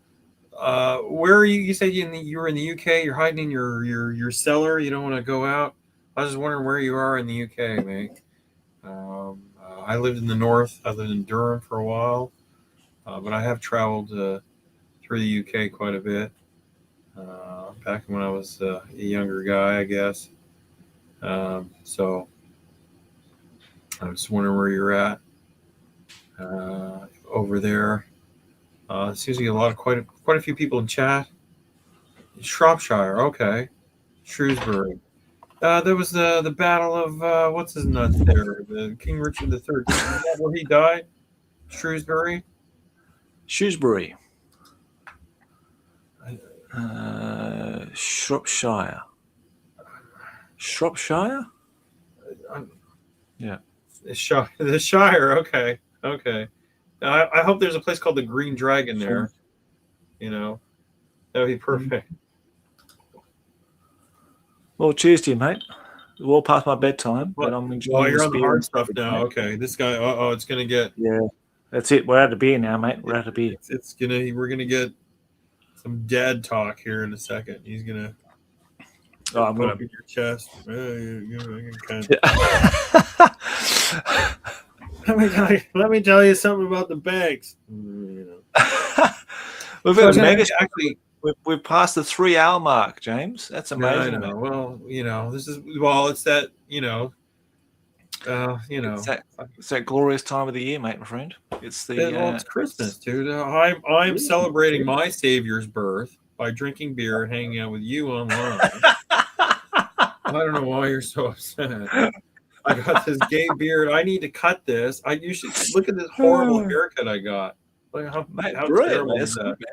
It looks like a wig. My wife always come. See, this is the crazy thing. I have like the darkest hair up here, and it looks like I'm wearing a wig. I look like an idiot. She's embarrassed. So that's why I'm wearing the hat to make me look. You got the Peaky Blinders haircut, mate. You got the Peaky Blinders, mate. Oh God, yeah. Peaky Blinders. Oh yeah, I actually no. I just joined the Belgian SS, and I got this haircut. And they're like, oh, you don't have to shave your beard off, That was kind of cool. You could be a priest in our fucking gang. I was always going to ask my wife because give me a haircut. Give me like an SS haircut. I want the SS haircut, mate.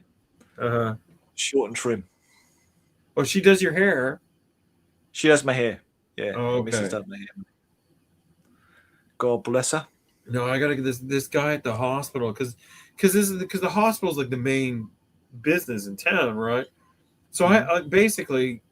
I've got I can park wherever I want. I get everything is like 10% off.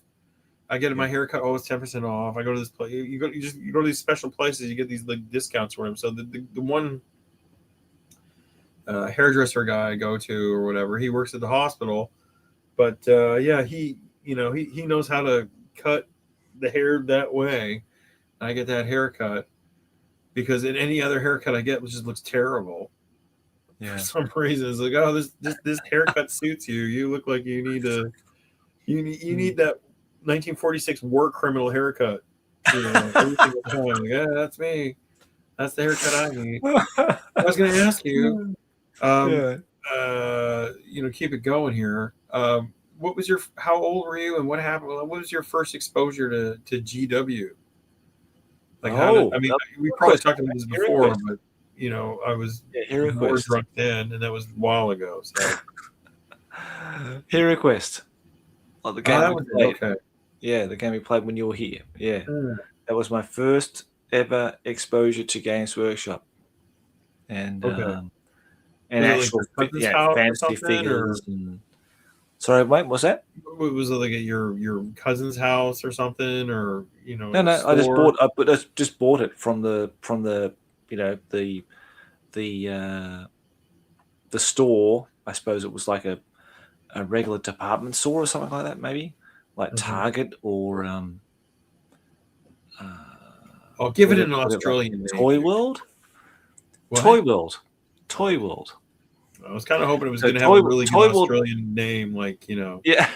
No, Toy World was quite a big thing back in the day when I was, in my teenage years. I don't think they're around so much anymore, unfortunately. But yeah, so I think I bought my mother bought me that actually for Okay. my Christmas present that year. I think I was in year 12 or something like that, or whatever, year 11, year 12.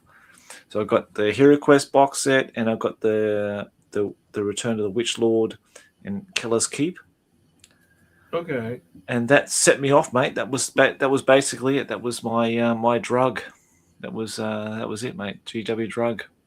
So, wait. So you were year 11, were you like 16, 17? About 16, 17 then, yeah. Oh, okay. All right. I mean, this is Okay. when You were a bit Hero older than Quest me. first came out, 1988. Yeah, how old are you, mate? I'm 54 years old. No, I'm 51. I'm the same. I'm 74, same as you. I'm same. Yeah, same. We're the same. I'm 51 as well. 74. Yeah. No, but When was your birthday? When is your birthday? March. Which month? I'm in March. Holy shit! I'm April. Okay. Which date? Which date in March? March 10th. Okay, 24th for me. Okay. So we're like 6 weeks older than you. Okay. kindred spirits in a way. Well, that's crazy because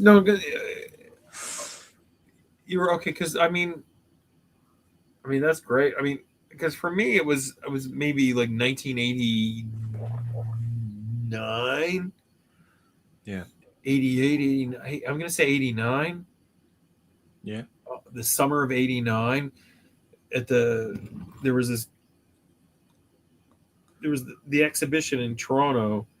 The like it was a big fair or whatever, national fair or whatever they have every year, and across from, I was working a part-time job like flipping burgers or some bullshit thing or whatever, but there was this building and there was a guy in there, and they had like wargaming figures and stuff, and this guy was painting the GW figures. And I was just like, what is this? This guy, and I was going over there like every lunchtime for like 3 weeks straight during this, this thing.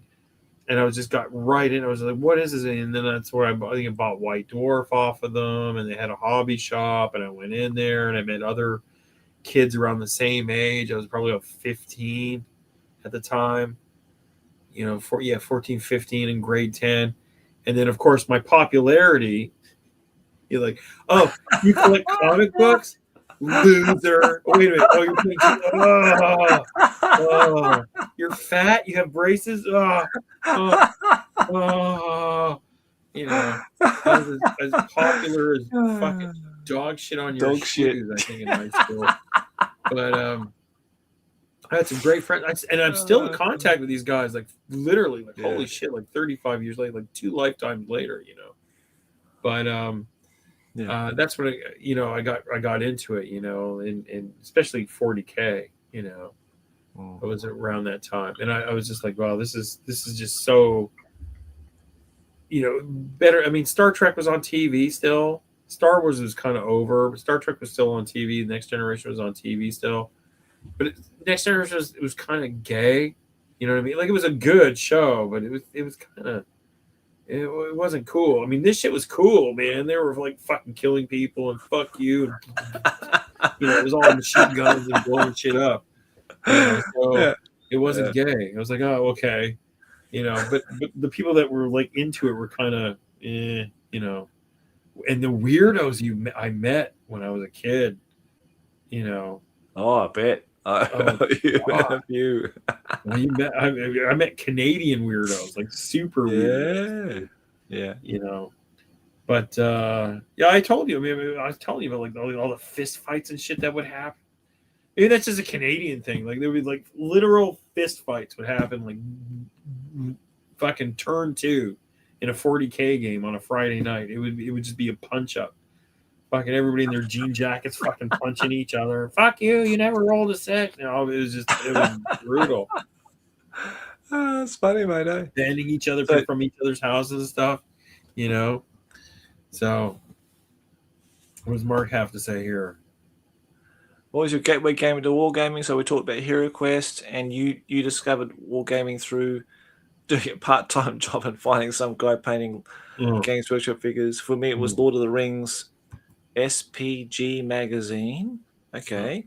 They got me into it. Okay. SPG, strategy. Something.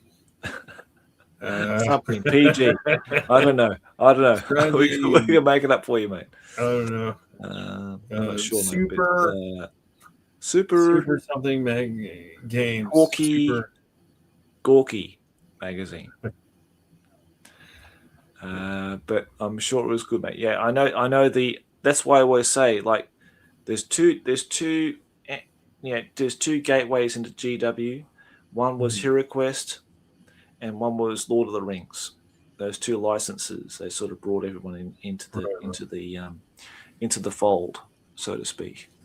So that's cool. So you're a lot younger than us, Mark. I know that, mate, for sure. Enjoy it, buddy. Yeah, mate. Yeah. Absolutely. Enjoy it. Enjoy the next 10 years. David says hello. Hello, everybody. How you going, mate? Good to see you. I was going to say... Canadian here. Oh, Canadian. Oh, my gosh. The 40K brawl in my youth can confirm. There you go. These things are true. Fuck you. You never rolled a fucking 6. Guide and Doom. I remember people who played Eldar, and they were always like these fruity... I don't go to the real high school. I go to like the fruity art high school, and I play Eldar. Then you're just like, you got to deal with this fucking guy, right? And they would always play Eldar, and it was Guide and Doom. And he was like, what the fuck is this? Oh, all your guys die. You're like, that's pretty fucking stupid. And then that was it. Like 8:30. 8:30 on Friday. It was a punch up. It was kind of weird back in the day. But I was gonna say too. Before though, I mean, I was kind of into toy soldiers and stuff, and painting and Army Man and shit like that. Yeah. So were you ever into that kind of stuff, like when you were a kid? I loved it. Yeah, I did. I had like the Britons, you remember the old? Well, you were about the same age as the Britons toy soldiers. Like they had the World War II and the Confederate American Civil War and like knights and shit. That's right. I had all kinds of that stuff when I was a kid because they were cheap. You could buy them anywhere. And my mom would you would be able to go to the grocery store and you would be able to oh, Mom, buy me this guy on a horse, or Mom, buy me this fucking standard bearer guy, or what, Yeah. No, that's true, James, because I do have a history with World War II gaming in the sense that I collected the big bags of plastic Army Man, and I built trenches in the sand pit that I had at home, and my neighbor did the same as well. We enjoyed doing all that. Did you guys ever use like pellet guns and BB guns and like shoot the guys? That's what we used to do. We used to like maybe, and we were like, oh, they're over there. We were like shooting with like maybe BBs and stuff. We probably used like elastic bands, maybe. Okay. From memory. But yeah, I love doing the Tamir kits and all that kind of stuff. And I think I talked to you about it maybe in the last chat we had, just not on stream. But when I went to the local hobby store and they had like the Tamir kit with the US Rangers in it. Oh yeah. And I was kind of tempted just to pick it up because I just wanted to think, okay, I haven't painted these guys since I was like 13, 14 years old. Right. And had no fucking idea how to paint these things, right? And doing it now would be just a nice little kind of experiment, going back in time, like you do with your World War II stuff, and you buy those nice kits you buy, when you go to the hobby store, and you sort of recreate those in the way you do it, which is lovely. Doing something like that would be just a nice little homage to when I first got into figures and stuff like that before I found HeroQuest and that kind of thing.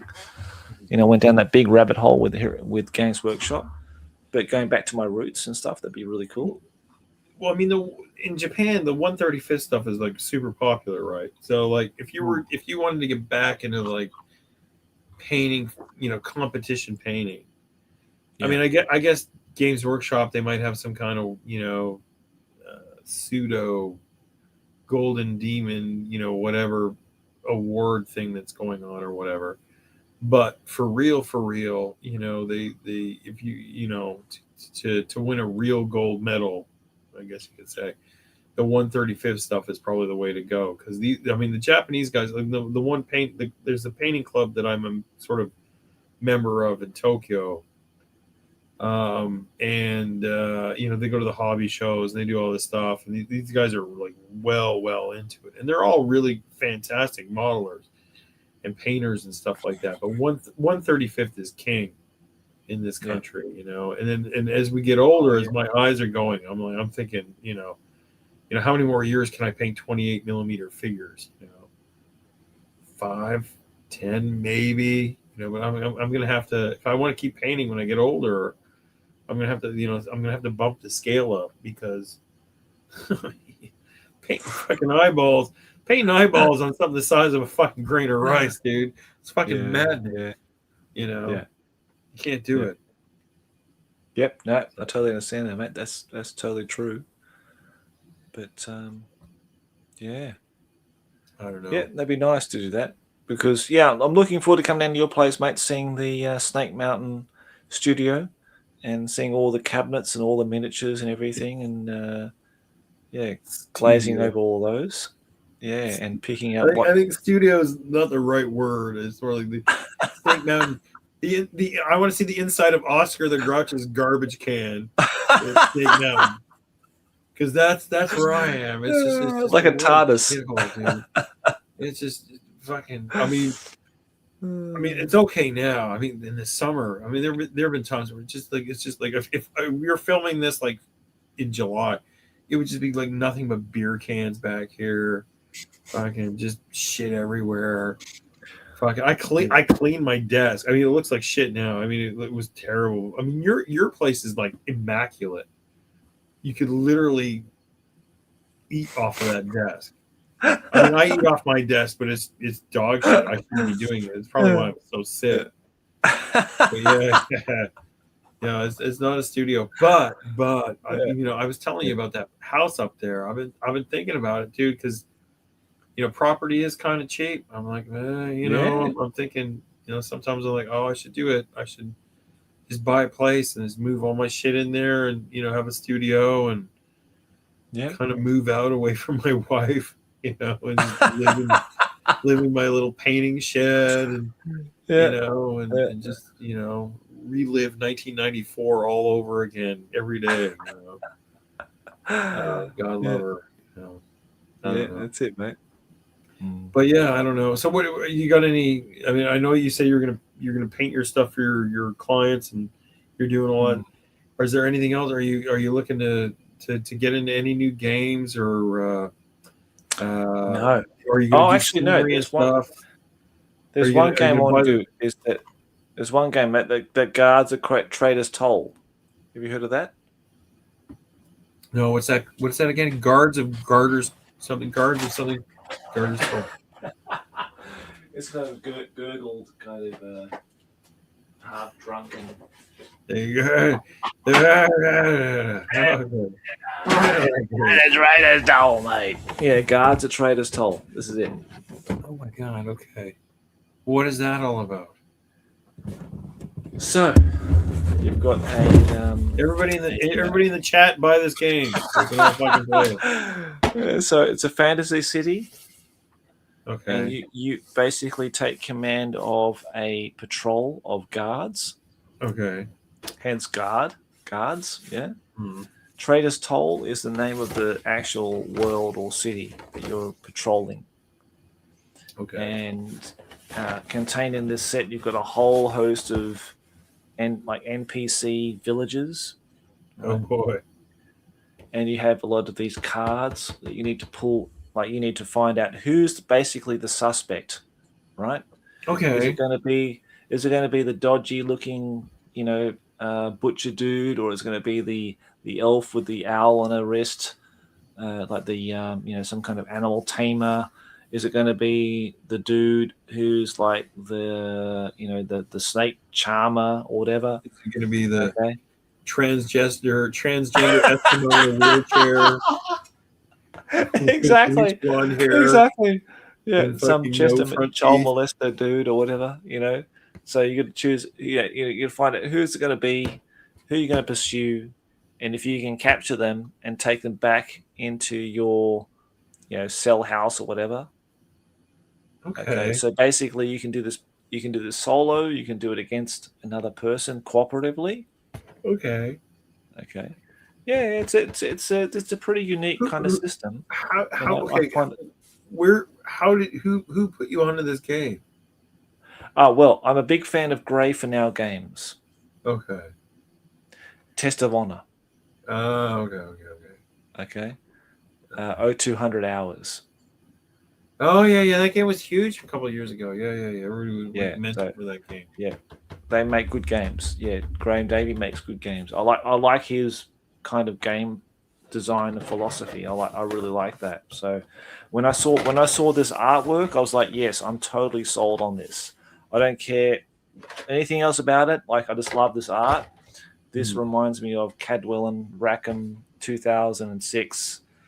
You know what I mean? Like, it's fucking beautiful. Like, I love it. So that's what basically sold me on. Yeah, everything about it was cool. So I've never played it, but I really want to try it. So I really want to get the miniatures out and actually start putting things together and getting it. How many minis are in that box? Like 36? There are 24 city folk and 12 city guards, so 36.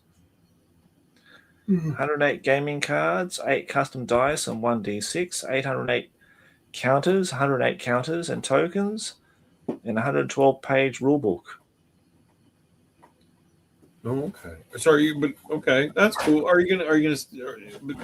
The other stuff, I was just wondering if you're gonna stick on the Man of War, or this will be for like Swords and Sake channel. This will be Swords and Sake. That's your Swords and Sake. Yeah, Swords and Sake. Which is doing really well. I mean, man, it's doing good. That Barons War video, and everybody and their brother was watching that shit. Yeah, man. Wow, yeah. Honestly, I'm very lucky to have so many people subscribing and following that channel. So I'm very, very fortunate about that. I mean, I have friends that, Facebook friends or whatever, that they're like, I was on it was you, me, and Diver when we were on your channel or whatever. They're like, is that you? Yeah. Like, yeah, dude, you never watch my fucking channel. You're watching this guy's fucking channel. Thanks, buddy. Thanks a lot, bud. Yeah, that's me. Give me a like, you turd. And they're like, oh, fuck you. You suck. So people like you. I mean, even that's the thing. You're like, even you're kind of like, I don't know why. Like, oh, I'm just gonna my so-so channel. Your so-so channel is like better than my channel. My actual like real fucking channel. I'm like, oh man. So, I mean, you figured it out. I don't know. You're just better at it, I guess. And people. I don't know, man. I don't know. Well, you're more consistent, I guess. I mean, I don't know. I mean, if I knew why, my channel would be better. I have no idea, but obviously, it's like Diver, right? I mean, I've watched that guy's fucking subscriptions. I mean, he's like, oh, I've got 3.8 thousand or whatever it is. It goes down.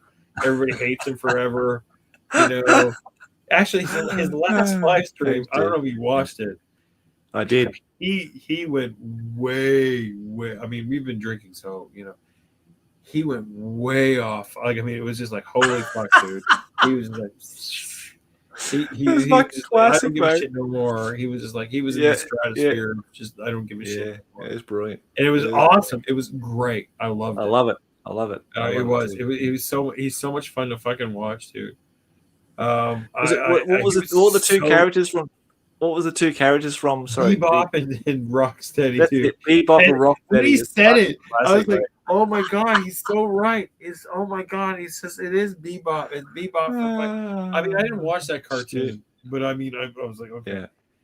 But he is somebody. If he lived in Japan, he would definitely be somebody that would be like, okay, it didn't matter where he lives in Japan. Like every 3 to 4 months, I have to go meet him. I have to go see what's going on with this guy. We have to spend homage.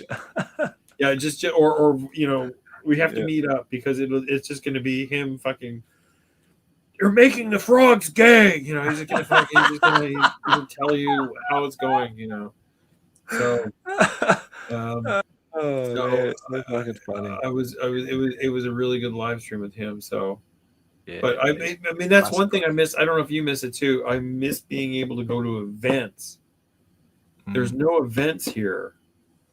You know, you can't like if organizing an event, and maybe that's something in the future that you know in the next year or two, maybe everybody should kind of figure out something to do. Like, oh, we should have a big kind of event or whatever. But we should have some kind of event because there's no events. There's nothing, you know, it's like, oh, we're going to have this thing, like an event. We're going to have a thing, you know, where everybody goes, you know. Yeah.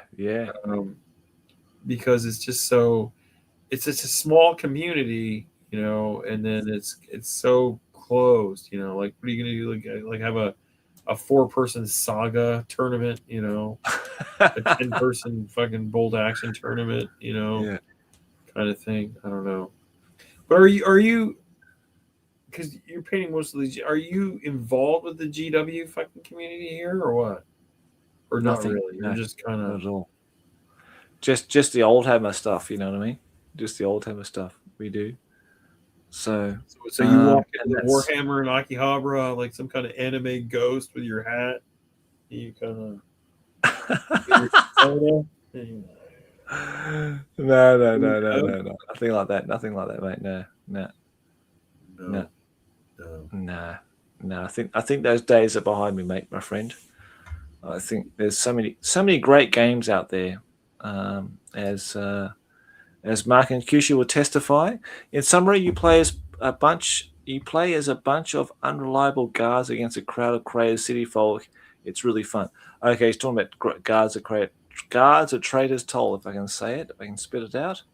Mate, I'm gonna have to go to bed soon, dude. It's like 11:30. It's almost 12 o'clock. I know, yeah. It's well past my bedtime too. I should have been in bed 6 hours ago. James, it's been absolute a joy to be talking to you, my friend. I really appreciate all the time you've given to us and the people in the chat here this evening. You enjoy that last beer episode, mate, my friend. And this is the end, I think, for me. Let's have it. If we can, let's try to do this every once a month, mate. Have a chat on our hobby hangovers. Why not? Hobby hammered hangovers, I think. Yeah, exactly. Fuck. Okay. Yeah, no, that's great. Yes, we should do something. I agree. We should do something. Yeah. We should. I mean, get hammered more often. If we can pull other people in, you know, from wherever, you know, three. I guess StreamYard does like 4 people max. Is that it? 6 people max. You know, and we can all sort of pontificate on some kind of hobby thing or whatever. But yeah, your chat's been great. Everybody, I'm gonna shamelessly plug my fucking channel. Fucking go to it. If you're in a World War II, like I'm totally in World War II, Josh is a way better fucking painter. Oh, wait, Josh is that way. Sort of that way. Josh is over there. Josh is a way better painter than me. But I think that I probably paint a lot more stuff in a year than he does. I don't know. How many figures do you do in a year, you reckon?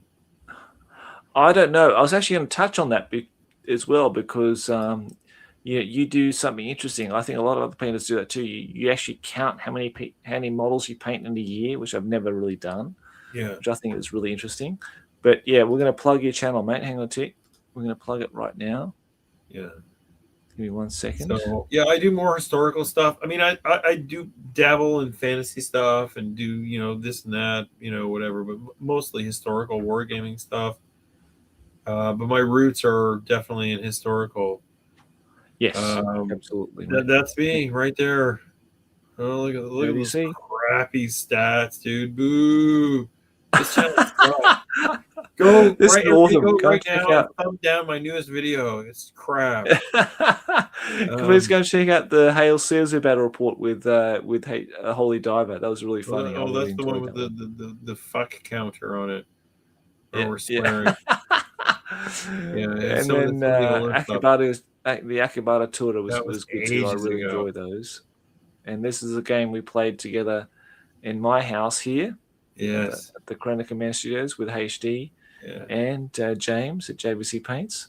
It was a lot of fun. That's me, dude. But I've watched most of your content, mate, so far, if not all of it. So I've really enjoyed it. It's unwatchable crap. Don't even bother. I really enjoyed it, mate. I really enjoyed it. Personally, everybody, since I found your channel, so it was good. I get stickers or what is it, QR codes, and stick it on like bus shelters and stuff to trick people into looking at my channel. Yeah, I've got a bazillion videos, dude. A million videos. They're all historical stuff or whatever. It's all over the place. But I'm not a big. I mean, I love fantasy stuff. I do like the science fiction stuff. I love the Warhammer stuff, but historical stuff is more of a thing for me. Of course, yeah. You got to follow your passions, though, James. You got to follow your passions, mate.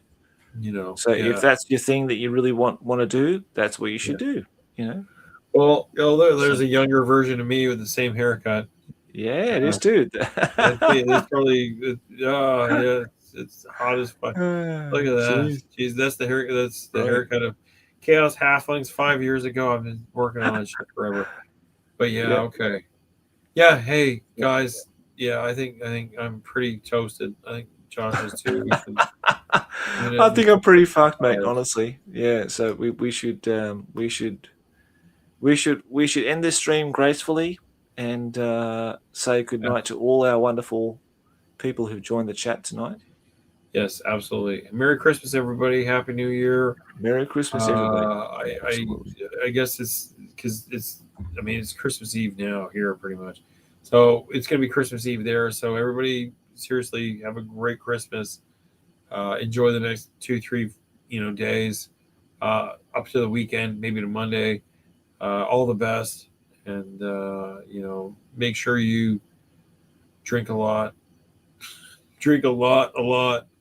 And tell everybody how you feel and eat as much as you possibly can, because why not? It's Christmas. That's my message to everybody. Josh? It's a wonderful message. Thank you, James, mate. Honestly. Cheers, mate. I know you got I've got nothing left on just ice. In my cup here. I still got a beer rotting around here. So I think I'm going to pass out in just a moment. So thank you everybody for joining us in the chat. It's been wonderful to have you here. Like I said, me and James are quite astounded how many people actually came in to say hello and to watch our live stream tonight. But hopefully these 3.5 hours will entertain you if you watch this restream. And if you do, please go and check out J.V.C Paints' YouTube channel. It's in the video description. So you've got a link there to check it out. Go and click on that and go and check out what James is doing over there on his excellent channel. Yes. I'm a subscriber and I've enjoyed everything that James does. And I'm glad that HD has brought, as because if it wasn't for HD, mate, I wouldn't have found out about you, mate. I wouldn't have been able to contact you and all that kind of thing. So he's not watching this. I know. He's passed out somewhere. He's screaming at the fucking mirror right now. I'm sure he is. He's screaming at the mirror for, you drank that monster. He's fucking, he knows what he's doing. No, he's a good guy too. All right, guys. Yeah, good night. Okay, mate. Take care. Thanks, everybody. Have a Merry Christmas. We'll talk soon. Talk soon. Take care. Adios, muchacho. Bye-bye.